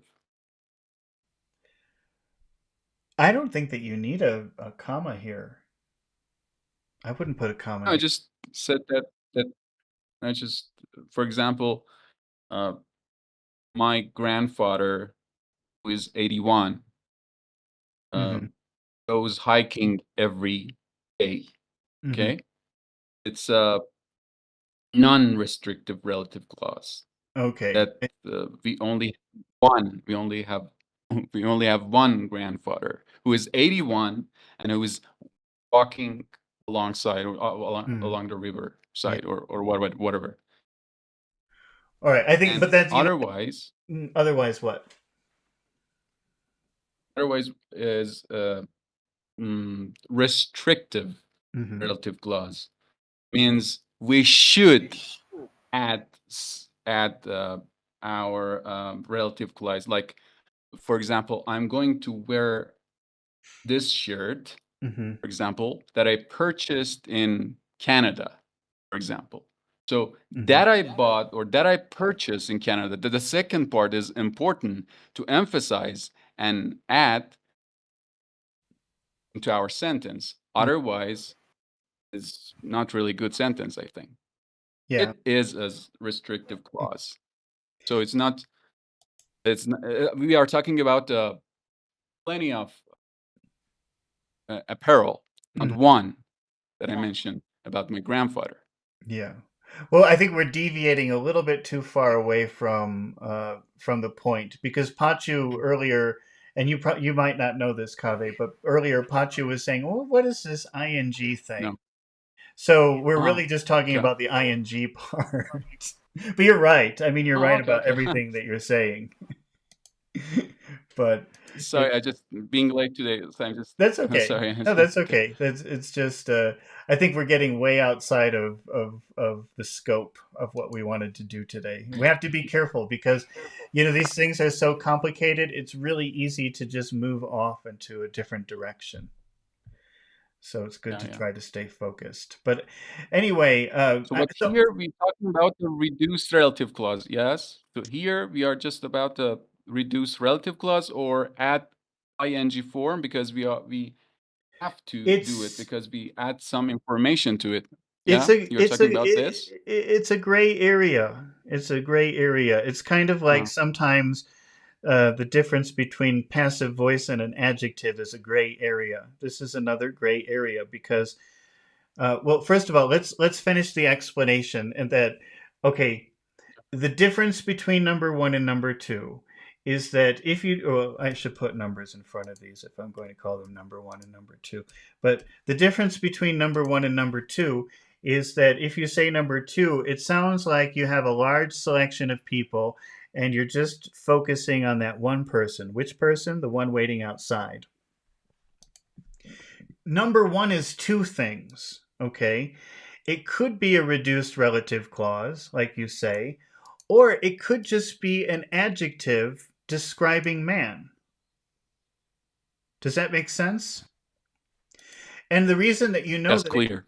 and the reason that you know it could be an adjective is because, and I was showing this a little bit to Pachu earlier, we could put that phrase in the front. Waiting outside, he eyed the man, and suddenly we're not talking about the man outside. We're not talking about the man, the object. We're talking about the subject. Does that make sense? Yes, clear. So it could be. That's why I'm saying it's a gray area. Yes, maybe it could be a reduced relative clause depending on how you look at it, but also it could just be an adjective or an adverb defining one of the two actors in the sentence. Does that make sense, Pachu? Yes, sir. Yes. Okay. So if we go back to stick with the team, finishing the project, it doesn't work too well in this sentence. Okay. We couldn't really put finishing the project, stick with it. Maybe because it's an imperative sentence, we can't do that. But so that's why I had to go back to the first example to give you a clear explanation, if it was clear. Okay. So let's go back to this. We've got stick with the team, finishing the project. Pachu, what are some other important words in our sentence? Stick with the team, finishing the project. Okay, so stick, finishing, Okay. and what is the last Project also. one? And the project. Okay. And Now the project, yes. finishing, how many syllables does that have? So finishing, And finish. which Yeah, is syllable it has all of the sound? Finishing has 3. Which syllable has all of the sound? so the finishing, nissing, and Listen, nis, listen. Finishing.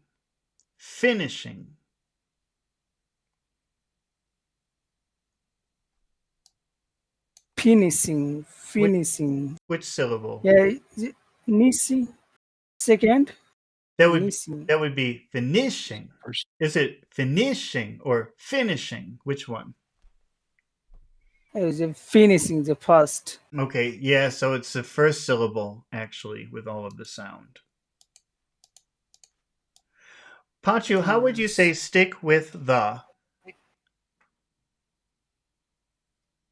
So stick with the Stick stick with the stick with the. So stick becomes very big, with the becomes very small. Stick with the.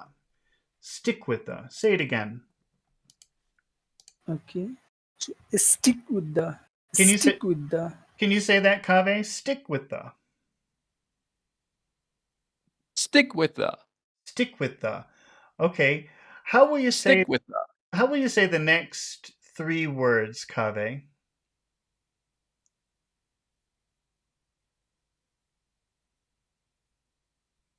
Stick with the team. Stick with the stick team. Finishing the project. Finishing the. Say Finishing the. say everything together again, please. Team finishing the. Team. Finishing the. Finishing the. Okay. Is there any problem in that phrase? Is there any kind of problem that happens in English in that phrase? What do you mean by that? Pachu, is there any problem? yes. What is the problem?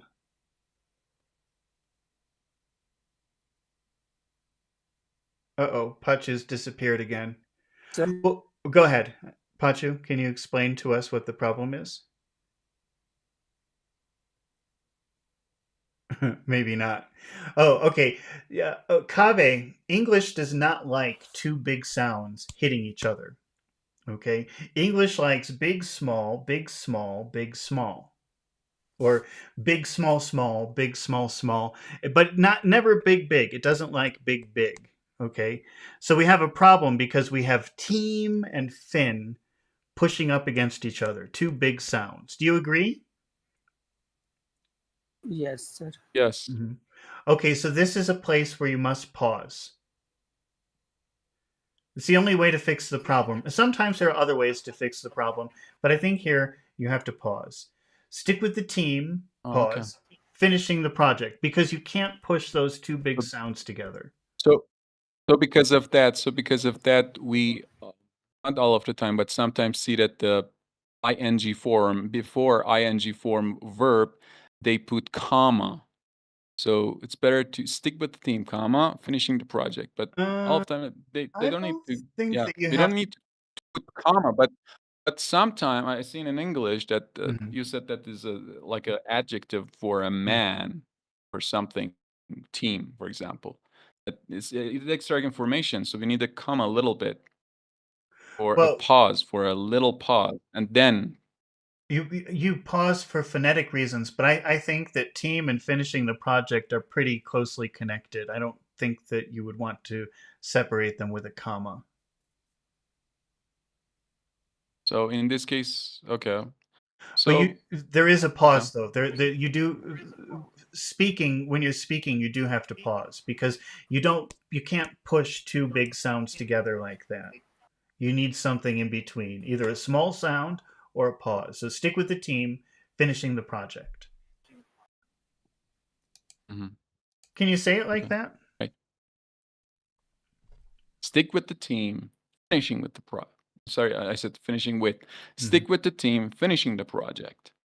Finishing the, finishing the, Finishing the, finishing the, finishing the project, finishing the, finishing the project. finishing the project, finishing the project. Stick with the team, finishing the project.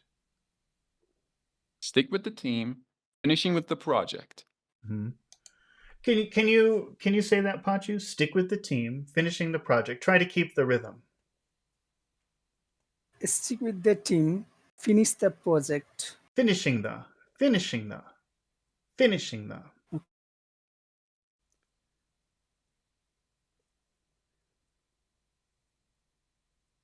Can you say it again?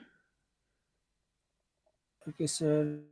So, stick with the team, finish. Oh, I guess there's a little connection problem.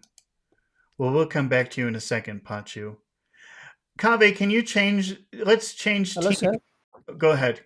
Try to say it again. No, it's not working. Kaveh, can you change the word team for woman?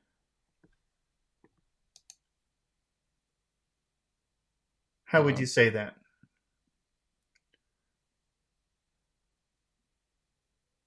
Stick with the Uh-huh. stick. Okay, I know what you're going to do with this, Mm-hmm. What I am guess. So, let's try that. That's just E and W. E and W is a vowel sound. So, am I right? well, can you just change team for woman? Okay. Okay. Okay. Stick with the woman. Finishing the project. Stick with No. the woman. So Finishing. notice now we don't have to pause anymore because woman has a Yeah, small sound we in can. between. Yeah. So suddenly there's no more pause. So stick with the woman finishing the project. Stick with the woman. Finishing the project. Stick Mhm. with the woman. Stick with the woman. The Yeah. woman. Finishing the project. Stick with the Okay. woman finishing the project. No more pause because we have a little sound in Yeah, between. no. Women. Just you emphasize the the weaknesses of mine. What? It's like Wha. That what? starts with ooh. What? That starts with Yeah. ooh. What? Ooh. What?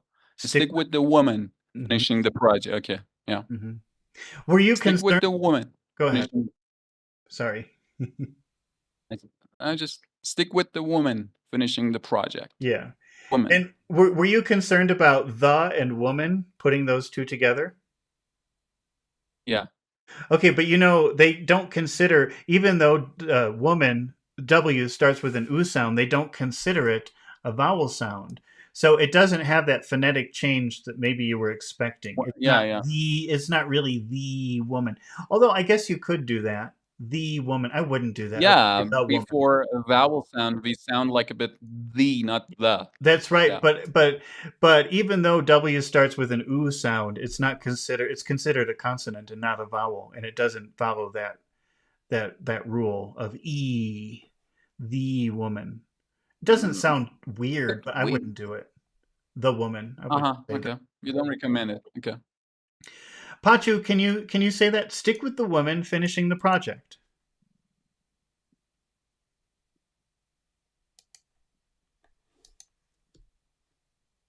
Are you there, Pachu? I guess Pachu, is he still here? Yeah, he's here, but he's just not. We don't hear him. Okay. Kaveh, can you change it It's more broad. to give directions? Give directions.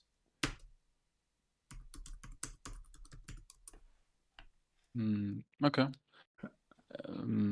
Stick with the woman giving the directions. Say it again. Stick with the woman giving the stick with the woman giving the directions. Okay, stick with the woman giving directions. Are you there, Pachu? Yes, sir. Can you try that? Stick with the woman giving directions. Stick with the woman giving direction. Pachu, can you make a why should you question? Why should you? Why should you? Why should you stick with the woman giving direction? Now, woman starts with ooh, ooh, ooh, woman. Okay. Woman. Mm-hmm. Woman. Better. Ooh, woman. So why should you stick with the woman? Mm-hmm. Yes. That's right. Keep going. And giving the direction. Giving directions.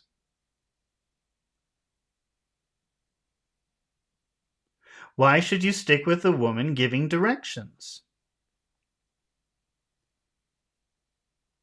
Can you say it again, Pachu, if you're there?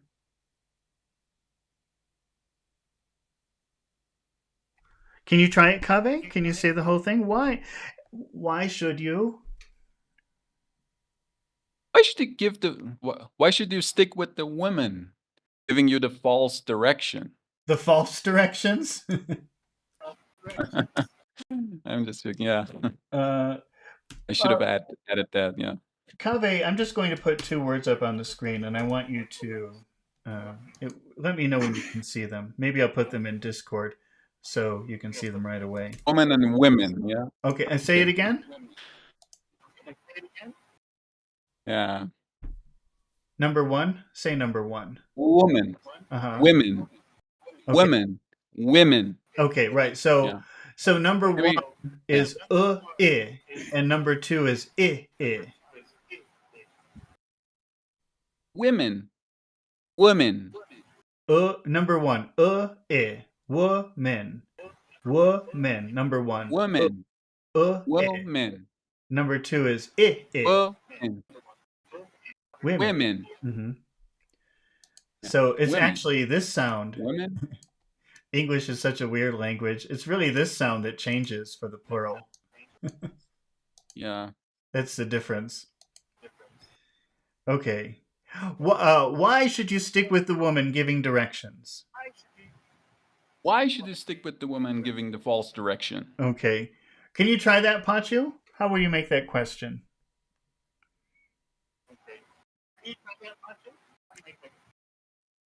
Why should you stick with the woman giving the false? Okay. And Pachu, how will you say why plus should plus you?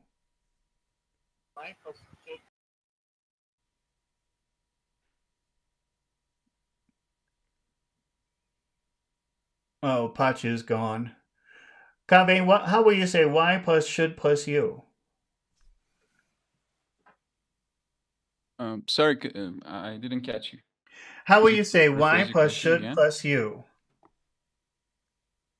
Why should you? Why should? Why Okay, should you? Why now, should you? Why should you? why? Why should you? Why Yeah, should you? well, take your time though, because why is very important to your question, right? So you Important. take your time Okay. to say why should you, Why should you? like that. Why should you stick with the woman? Why should you stick with the woman Are you there? finishing the Mhm. false? Yeah, okay. Giving the Yeah. false direction. Why should you stick with the woman giving the false direction? Mm-hmm. Pacho, are you there? Yes, sir. Can you make the question? Why should you? Why should you stick with the woman giving the false direction? Why should you? Why should you? Why should you? Why? Why should you? Why should you stick with the woman giving the false directions?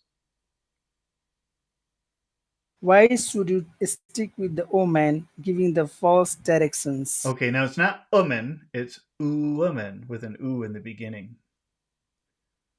Who, woman? Who, Ooh, woman? ooh, ooh, Uwa, uwa, uwa, woman. woman, Okay. woman. Now Kaveh has made this more complicated because he said because I've just yeah, but well now we have to answer it. So because what is the question? I mean, if you're saying why should you stick with the woman, why do you stay with her? Why do you not leave her? She's giving you false directions. So it doesn't make sense. Why do you stay with someone who lies to you, right? maybe because of my attitude, because I'm a very loyal to anybody who helped me, Okay. even it's false. Okay, or maybe you could say she's very beautiful, or you could say because I'm very loyal. How Okay. do you want to answer it? Maybe because she's a very stunning Okay, person, she's and I want to stick around with her. okay. Okay. So why should you stick with the woman giving the false directions, uh, Kaveh? I think I'm carried away a little Uh, because of that. I'm going to mess up a little bit. you could say because I got carried away with her. I Okay. Because carried I got carried away with it. her.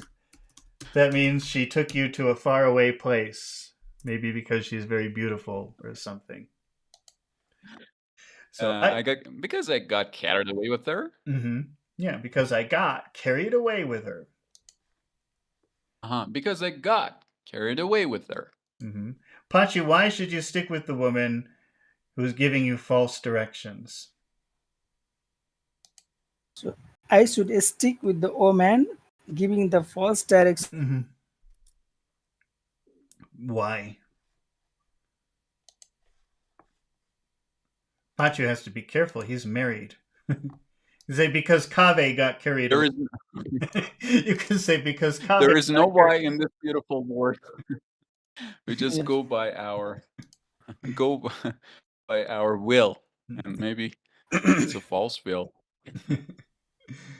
Okay, let's take a look at the final word here. We have very being used in an interesting way. You know, it's funny because I don't think I've ever talked about this in a class before, and it's just amazing how many times like little things come up that you never talk about, even in a. I've been teaching English for like 25 years, and I don't think I've ever talked about this. Just one of those things that you miss. Using very to mean this exact thing. This is really the exact thing that I'm talking about.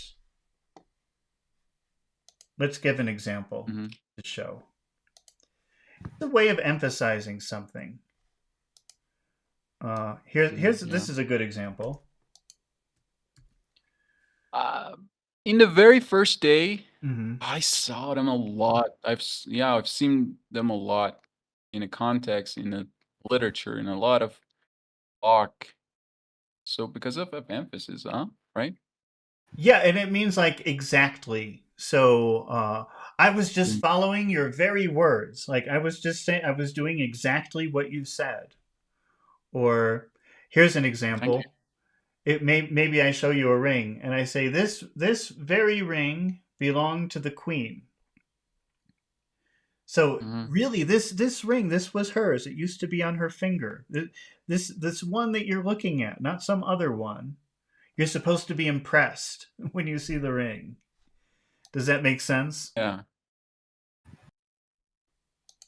Pachu, 100%. does that make sense to you, Pachu? Yes, sir. Okay. Yes. So if I say this book is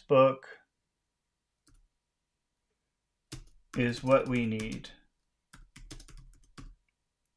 Oh, I can see this is going to be very complicated with lots of clauses in it. Pachu, can you just repeat this sentence? This book is what we need. This book is what we need. Okay.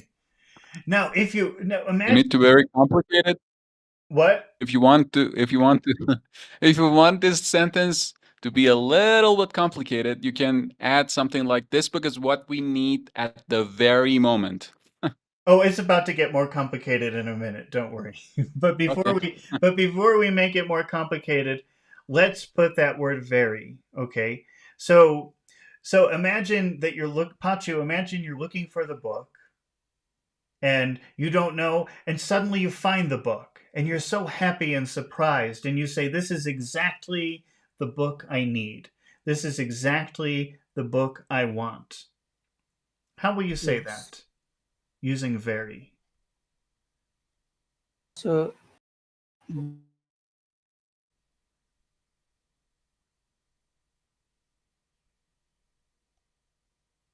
Uh-oh, Pachu, are you there? I think that you've cut out.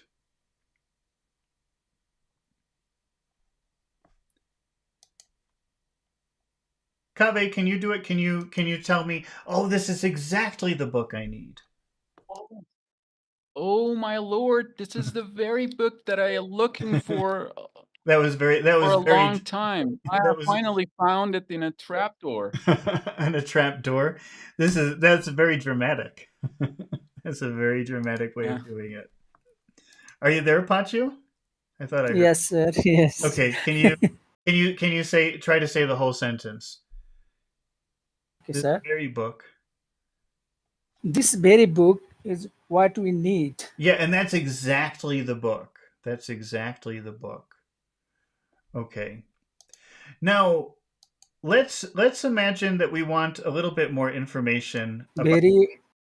Go ahead. Very what? Can we say like this very morning Uh-huh. or this very afternoon? That's right. Yeah. That means exact. Like That's common, and it means exactly this morning or exactly this afternoon. It's very dramatic to use it, though. That's Kaveh was right to put a lot of drama into the story, because usually when you put very in front of a noun like that, it is extremely dramatic to do that. Mm. Yeah. So if you said this very morning, probably you would do it because you're fighting with someone. Pachu, this very morning you told me that you would be on time, and you weren't. So you only do that for very strong emphasis. Does that make sense? yes, yes, sir. Yes. Okay, so it's strong. It's a very strong thing to do. Okay, Pachu, let's imagine that we want to add more information about the book. And that information is contain the secrets. Okay. Okay. So So go how will you do that? so this very book containing the secrets is what we need. Okay. And now here, you're right, and that's exactly what you should do. Here, I think I would put commas. Yeah. And I think that's Kaveh, what were you saying earlier about gosh, I don't remember now. Um, defining non-defining, and non-defining. yeah, non-defining. Yeah, here I think that this would even though ChatGPT did not put commas here, I think I would put commas here. So maybe you don't really need it. Because this is absolute information. Yeah. Oh well, let's keep the commas. I hate We say it punctuation. different. We say it additive clause, yes. In English, we say additive clause or absolute phrase or something like that. I don't really Oh, remember it. I try not to get too hung up on fancy terms. Okay, Because okay, okay, okay. I think that just gets confusing. So uh, I Okay. don't know. I try a more organic way. Maybe that's not right. Some people don't like that. Some people have complained to me about that, but I don't know. Mhm. Okay. Okay, so we've got this very book containing the secrets is what we need. Can you read that again, Pachu? Okay, sir. So this very book containing the secrets is what we need. What are the important words, Kaveh, in this phrase? This very book containing the secrets is what we need. Very book or very is a absolutely important. Oh, Secrets also. all right. Containing, maybe. Okay. Let's add containing. This very book containing. Which syllable has all of the sounding? Containing. Tain. Tain. Tain. Okay. Yes. So it's that second syllable. Tain. Second syllable. And what Yeah. were the other words that you said that we should probably emphasize? Maybe secret. Maybe secrets. Okay. Secrets. Which syllable has all of the sound in secrets? Seek. It's the first syllable. C. C. Okay. Anything else? C, yeah. What? Maybe what? What? Yeah. What? I don't know. Let's see. This very book contains Mm, what we need. Yeah, I guess we difference in could. what? I We guess need. we No. could do that. How about need? We drop a sound at the very At the very last of the end. at the very end of the sentence. Yeah. See, it's very common. So we to do don't that. need to. That's true, Yeah. but let's emphasize it. Let's keep it tight, and we'll emphasize the word need Okay. also. So now we have our rhythm. This very book containing the secrets is what we need. It's my turn or Yeah, go Pachu's ahead. turn? Go ahead and do the whole thing, and then we'll move on to Pachu. Right. This very book containing the secret is what we need. This very book containing the secrets is what we need. Secrets is what we need. Pachu, This very book containing the secrets. How do you say? Can you say This that very word? book containing the secrets. Say very again, Kaveh. Wary. Okay. Very. It's so funny that a lot of languages get confused with they confuse the W and the V, but I don't know why, because in English a V is really extremely similar to an F more than it is a W. And if you were going to mispronounce it, it would be much better to pretend it's an F than a W. It's a F. I would have guessed that. Yeah. Probably going to say that. This very book containing the secret is what we need. Yeah, that's better. That would be better than thinking of it like a W. If you could remember that, but nobody ever does.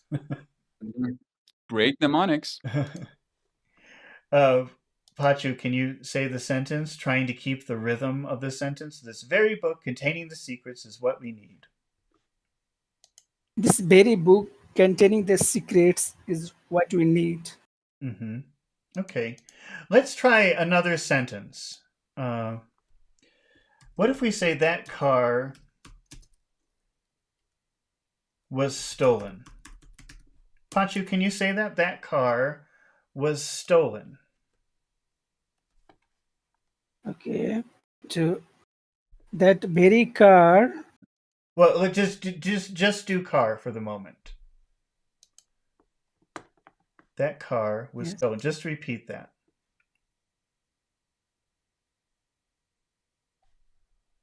Can you say the sentence? Kaveh, can you? I think Pachu has disappeared again. That car was stolen. Okay. That car was stolen. Okay. Now, what if you're pointing with your finger and you're saying, oh, look at that car. It's exactly that car. How will you say it? For emphasis, very strong. Oh, look at it. That's a very car. Was stolen yesterday. And he's the owner of the car is looking. Is what? What is the owner of the car doing? Longing for it for a while. So we've got that very car was stolen, and by putting "very" in front of it, you're saying, "Look, I'm pointing at it. That's like it's not any other car. It's this one right here." Can you say the sentence again? Yeah. Oh, look at it! That very nippy car was over there. What kind of car? Yes. Sorry. What kind of nippy? car? I think. Nippy? No, yeah, a real banger. Hello. Nippy? I've never heard that before. Nippy is like. I think it's a car is like fast. I think, I don't know. I just came up to my mind. I'm not sure. I mean, maybe Hello? in some. Hi, Pachu. Are you back from the land of mystery? I thought I heard you for a minute. Did you say hello? Uh-oh, he's gone again. All right. Yeah, unfortunately, Achi's Nippy internet is a little bit shaky today. nippy could mean cold, like a little bit cold. But besides that, Yeah, cold is, yeah. I Maybe no, not Nippy. I think it's Banger. Yeah, Banger is an banger? old car, but it's a very, yeah, Banger. Maybe. I mean, I don't think that people I use think, that term too much anymore, but I guess okay. Yeah.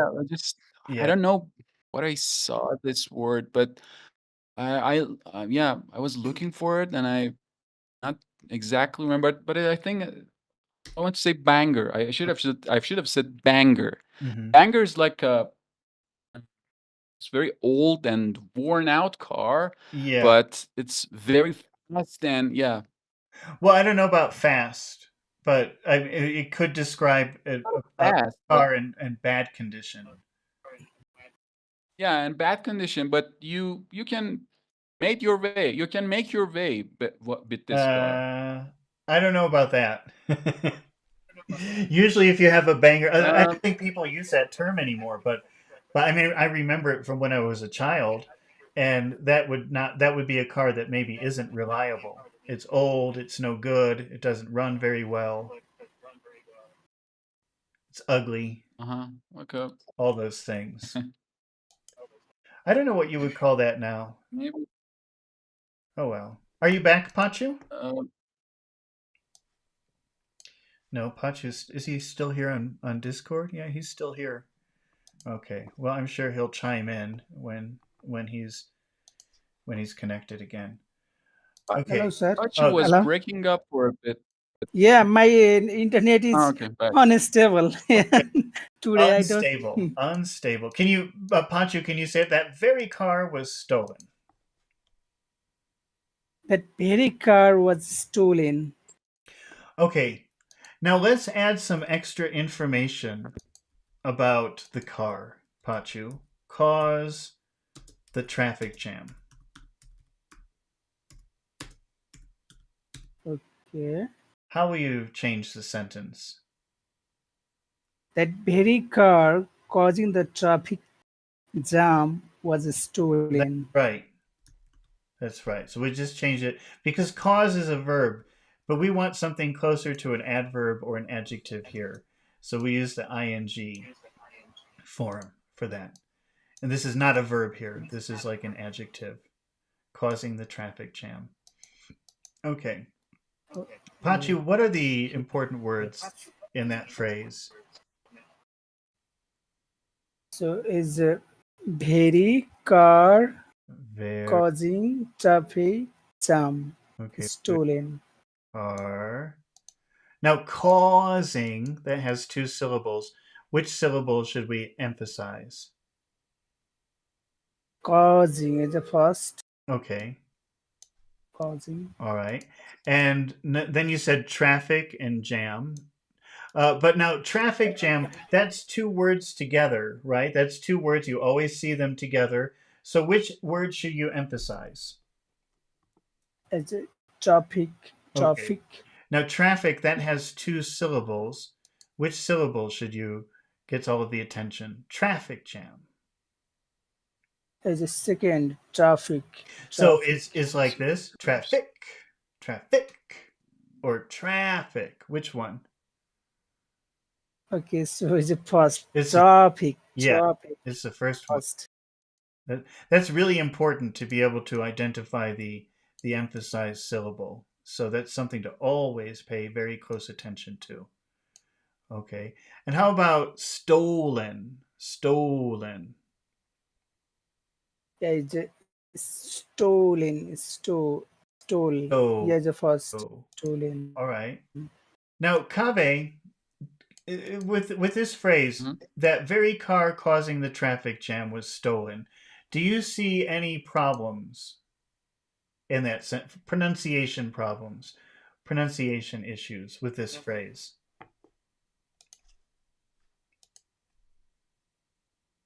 Remember, Just percolating in my mind. English likes big, small, big, small, big, small. That's your hint. So, yeah, okay, car and causing. You Mhm. emphasized car and causing. Okay. So we have two words that emphasize that, but it's not a causing and car. Yeah, English. Maybe we should put comma. Well, a comma is a visual thing, but we're not worried about commas because we're thinking about No, speaking okay. and not punctuation. But you're right that we have to pause because you don't want to hit Yeah. two big sounds together. English doesn't like that. You can't do that in English, actually. You can't put two big sounds together. So the only thing that you can do is sometimes you can de-emphasize a word, or you could pause. I think we'll just pause here. We'll keep it simple. So how will you read So up to the word the? From that to the word the. How will that sound? that very car causing the Causing the. Causing the. very car causing the Car causing the. that very car causing the traffic jam. That very car. Very car causing the. That's right. Pachu, can you try that? That very car causing the.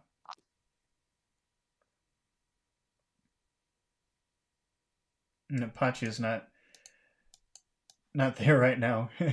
Can you try to say the whole sentence, Kave? That very car, that very car causing the traffic jam was stolen. Okay, was stolen. Hello? Was stolen. That very car causing the traffic jam was stolen. Yeah. Traffic jam. Traffic jam. Hello? Traffic jam.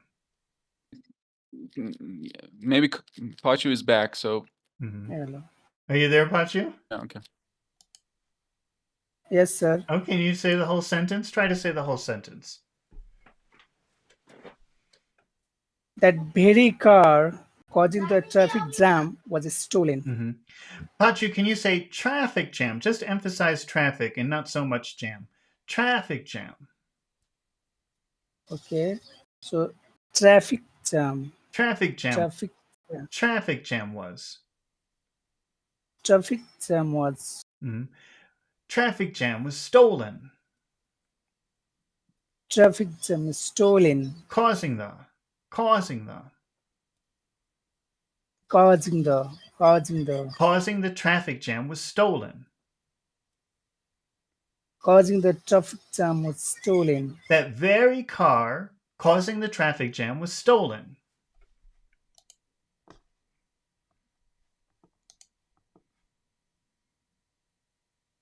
Uh-oh. Pachu's gone again. Can you try the whole thing again one more time, Ave? That very car causing the traffic jam was stolen. Can you make a Y It's question? It's like what? It's like radio announcer.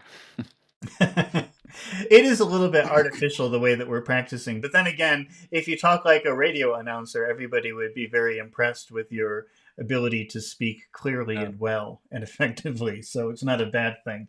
But it is less exaggerated. I mean, we're exaggerating. Here's how it would sound in a natural way. That very car causing the traffic jam was stolen. The very car causing the traffic jam was stolen. Yeah, so it's just a little softer, a little less exaggerated. The very car causing the traffic jam was stolen.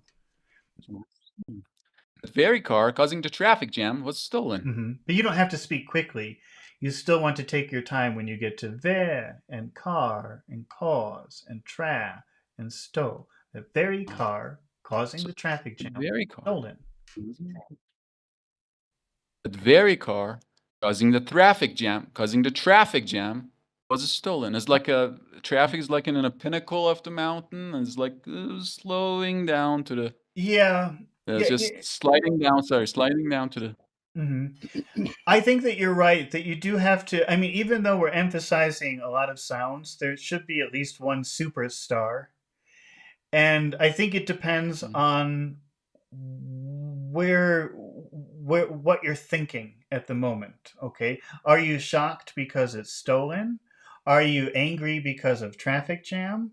Are you Mhm. uh, are you are you sitting with your friend in the car wondering what is the cause? Or are you Mhm. frustrated because you're disgusted by the car? You have to pick which thing you're focusing on if you want to make a really big mountain peak in your sentence. So what is it? So in my case, it's likely be I got a road rage, so it's traffic is like more Mhm. bold in a sentence. Okay, so that very car causing the traffic jam was stolen. The traffic jam was stolen. Yeah. I think we do have a problem here because that word very is extremely strong. And I think it sucks up all of the emphasis. So I think if we're using the word very, we have to Uh-huh. make that really the mountain peak of the sentence. So that very So car that's caused. the Mhm. very car causing the traffic jam. Yeah, it's such a I'm strong fed up word. with it. Well, I'm Yeah. sorry. Go ahead. What? I just said that very car. I'm fed up with it. Yeah, yeah. I mean, This is the only problem that if you're using very there, I think that you have no choice. I think that must be your mountain peak. But if you said that car, yeah, then it would be different. That car causing the traffic jam was stolen. that car causing the traffic jam was stolen. You see the difference? Yeah. I think very puts you in a corner where you have no choice. Mhm. You don't Yeah. have any options. Pachu, are you still there? Yes, sir. Can you try again? Say the whole sentence. That very car causing the traffic jam was stolen. Okay. Now, Pachu, can you make a why question? I think we have to get rid of the was stolen part. Or Okay. maybe let's do this. I think it's too complicated. So let's say why that car. I mean, we could say why that very car caused traffic jam. Okay. Why did that very car cause the traffic jam? Okay, why did that very car cause a traffic jam? And Why did that? go ahead. Sure. Why did that? You forgot to put did Oh no, in I why just was and that. putting the basic words because I wanted Pachu to make the sentence without me giving him the. Ah, okay, okay. But now that he said it, Okay. I'm filling in the blanks. But can you say, Kave? Can you read the question? Why did that? Why did that very car cause traffic jam? So Police cause a officer? traffic jam. Why did that very car cause a traffic jam? Pachi, what are the Why did important? that very car Go ahead, say it again. sorry. Why did that very car cause traffic jam? Cause a traffic jam. Cause a traffic jam. Cause a traffic jam, yeah. Yeah. Cause a traffic jam. Again, I didn't put all the words because I wanted Pachu to fill in the blanks. That's all. Pachu, what are the important words in your question? Why did that very car cause a traffic jam? So why Mm. and very car Hmm. cause and traffic jam? Okay. And so how would you say why plus did plus that? Why did that? Why did that? Why did that? Why did that? Why did that very car cause a traffic jam? Why did that very car cause traffic jam? Cause a traffic jam. Okay. Why did the very car cause a traffic jam? Okay. Can you say that whole question again, Kave? Why did that very car cause a traffic jam, Audioboy? Okay. What did you say? What was that thing you said at the end? Audioboy. Autoboy. What's that? ATTABEOY. You don't know what it is? Maybe my Oh, pronunciation is not very okay. good. Well, no, I'll explain Okay. that in a minute. But Okay. uh, okay, here's the answer. You know, Kaveh, you confused me a little bit when you said a banger, which to me kind of sounds very British. And I was thinking, okay, banger, Yes, it makes sense. I here is a understand it. British. But I think, the thing that we used to say when I was little, I don't know if people still do, we called those kind of cars beaters, a beater. Hmm. So, Beat. Yeah, yeah. That easily overpass a lot of car. Because of no, that, they'll no, just. no, kind of like not beat as in win a competition, but well, Uh-huh. let me show you a picture of something. Here. Okay, I'm just going to bring up a picture on the screen here. Go. What would you call this? Do you see the pictures that I have up on the screen? Not now, but okay, okay, yeah, Okay. yeah, okay. Oh, yeah, okay, yeah, yeah. Just like a What? mixer sometimes. Well, actually, it's called a beater. It's an egg beater. Beater. That's an Yeah, egg beater. egg beater. That makes a lot of noise. You make a lot of noise Hmm. when you do that. And so the old cars, I don't know about now, but back when I was young, the old cars used to make a lot of boom, boom, boom, bang, bang, bang, like banger Yeah, or beater. I mean, it's about the noise maybe it's a that it. carburetor or something. Yeah.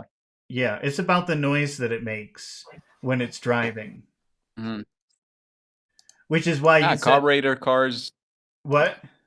was making what? Yeah, carburetor. I said carburetor Hmm. had a lot of noise Oh, in the past, they don't so make cars like that maybe because of anymore. that. I don't know. No, Okay, I hope not. the old They're going cars. to make an EV car. Yeah.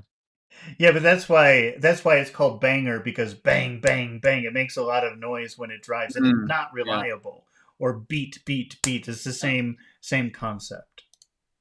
Okay.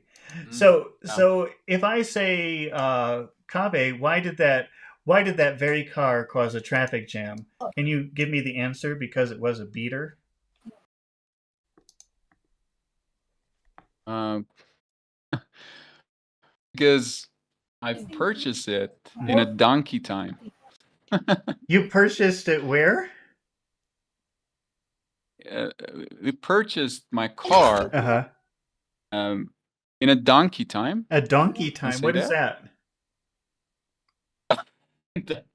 Donkey time is like very, very old, in a very, very old Oh, time, an okay. ancient time. That's a British expression. I've heard donkey's years, Yeah. but not exactly donkey time though. So maybe you could say I purchased it donkeys years ago. Donkeys years ago. Sorry, Okay. donkeys years ago. Yeah, But a donkey years ago. I don't think people outside of the UK will recognize that expression. So maybe I purchased it a long time ago would be better. Yeah. Okay, so one more time. Why did that very car cause a traffic jam? And you can say that very car caused a traffic jam because I purchased it donkeys years ago. The car caused the traffic jam because I purchased because I purchased It. donkeys Yep. years ago. I purchased it. Sorry, I forgot the it. Purchased it. Yeah. Yeah. Pachu, why did that very car cause a traffic jam? Uh-oh, Pachu's not here. Okay. Well, while we're waiting for Pachu, I'll just explain this attaboy thing for you. Okay. Attaboy. Sorry, Michael just said attaboy. Attaboy. Yeah, okay. So you've got that's a good boy. Okay. So maybe Mhm. this is something that you would say to someone, especially a boy, if they do a good job. Oh, that's a good boy. Right? Mhm. Does that make sense if you said that Yeah. to a good boy, right? Uh, that becomes shortened to that's a boy. That's a boy. Uh-huh. And that becomes shortened to attaboy, which just means like good job. And it's something that people say sometimes. Attaboy. and it means good job, nice job. Attaboy. Okay. Like if I say, Kave, can you make a question with the car caused traffic jam? Make a why question with the car caused traffic jam. Why? Why did that very rusty car cause a traffic jam? Okay, and then I could say, attaboy. That means good job. That's all it means. Okay. Yeah. Where did you see that? Do you remember where you saw that? I think in a scene of movie or what? No, that's very common. It's an American movie. Yeah, Yeah. it's a pretty common Yeah. phrase. Pachu, are you there? Yes, sir. Okay. Why did that very car cause a traffic jam? Okay. So that very car caused a traffic jam. Mm-hmm.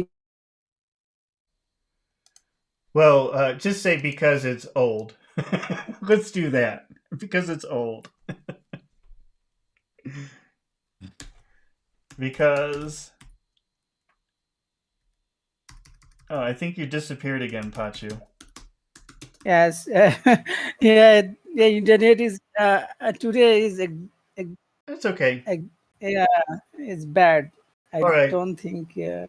Well, I think we'll finish here for today. Okay, and I'll be Yes, back. yes, sir. I'll be back same time tomorrow, and we'll. That's the conclusion of the story. The first Sherlock Holmes story is tomorrow, so we'll be reading that tomorrow morning. And thank you, Kave and Pachu, for participating. Thank you very much. And thank you Thank for you, I really appreciate your work. questions and comments. Well, I appreciate you watching. Don't forget to press the like button and share and all that stuff too. And I'll see you again tomorrow at around the same time, okay? Thank you, sir. All right. Bye. Have a good day. Thank you, sir. Bye-bye. Have a good day.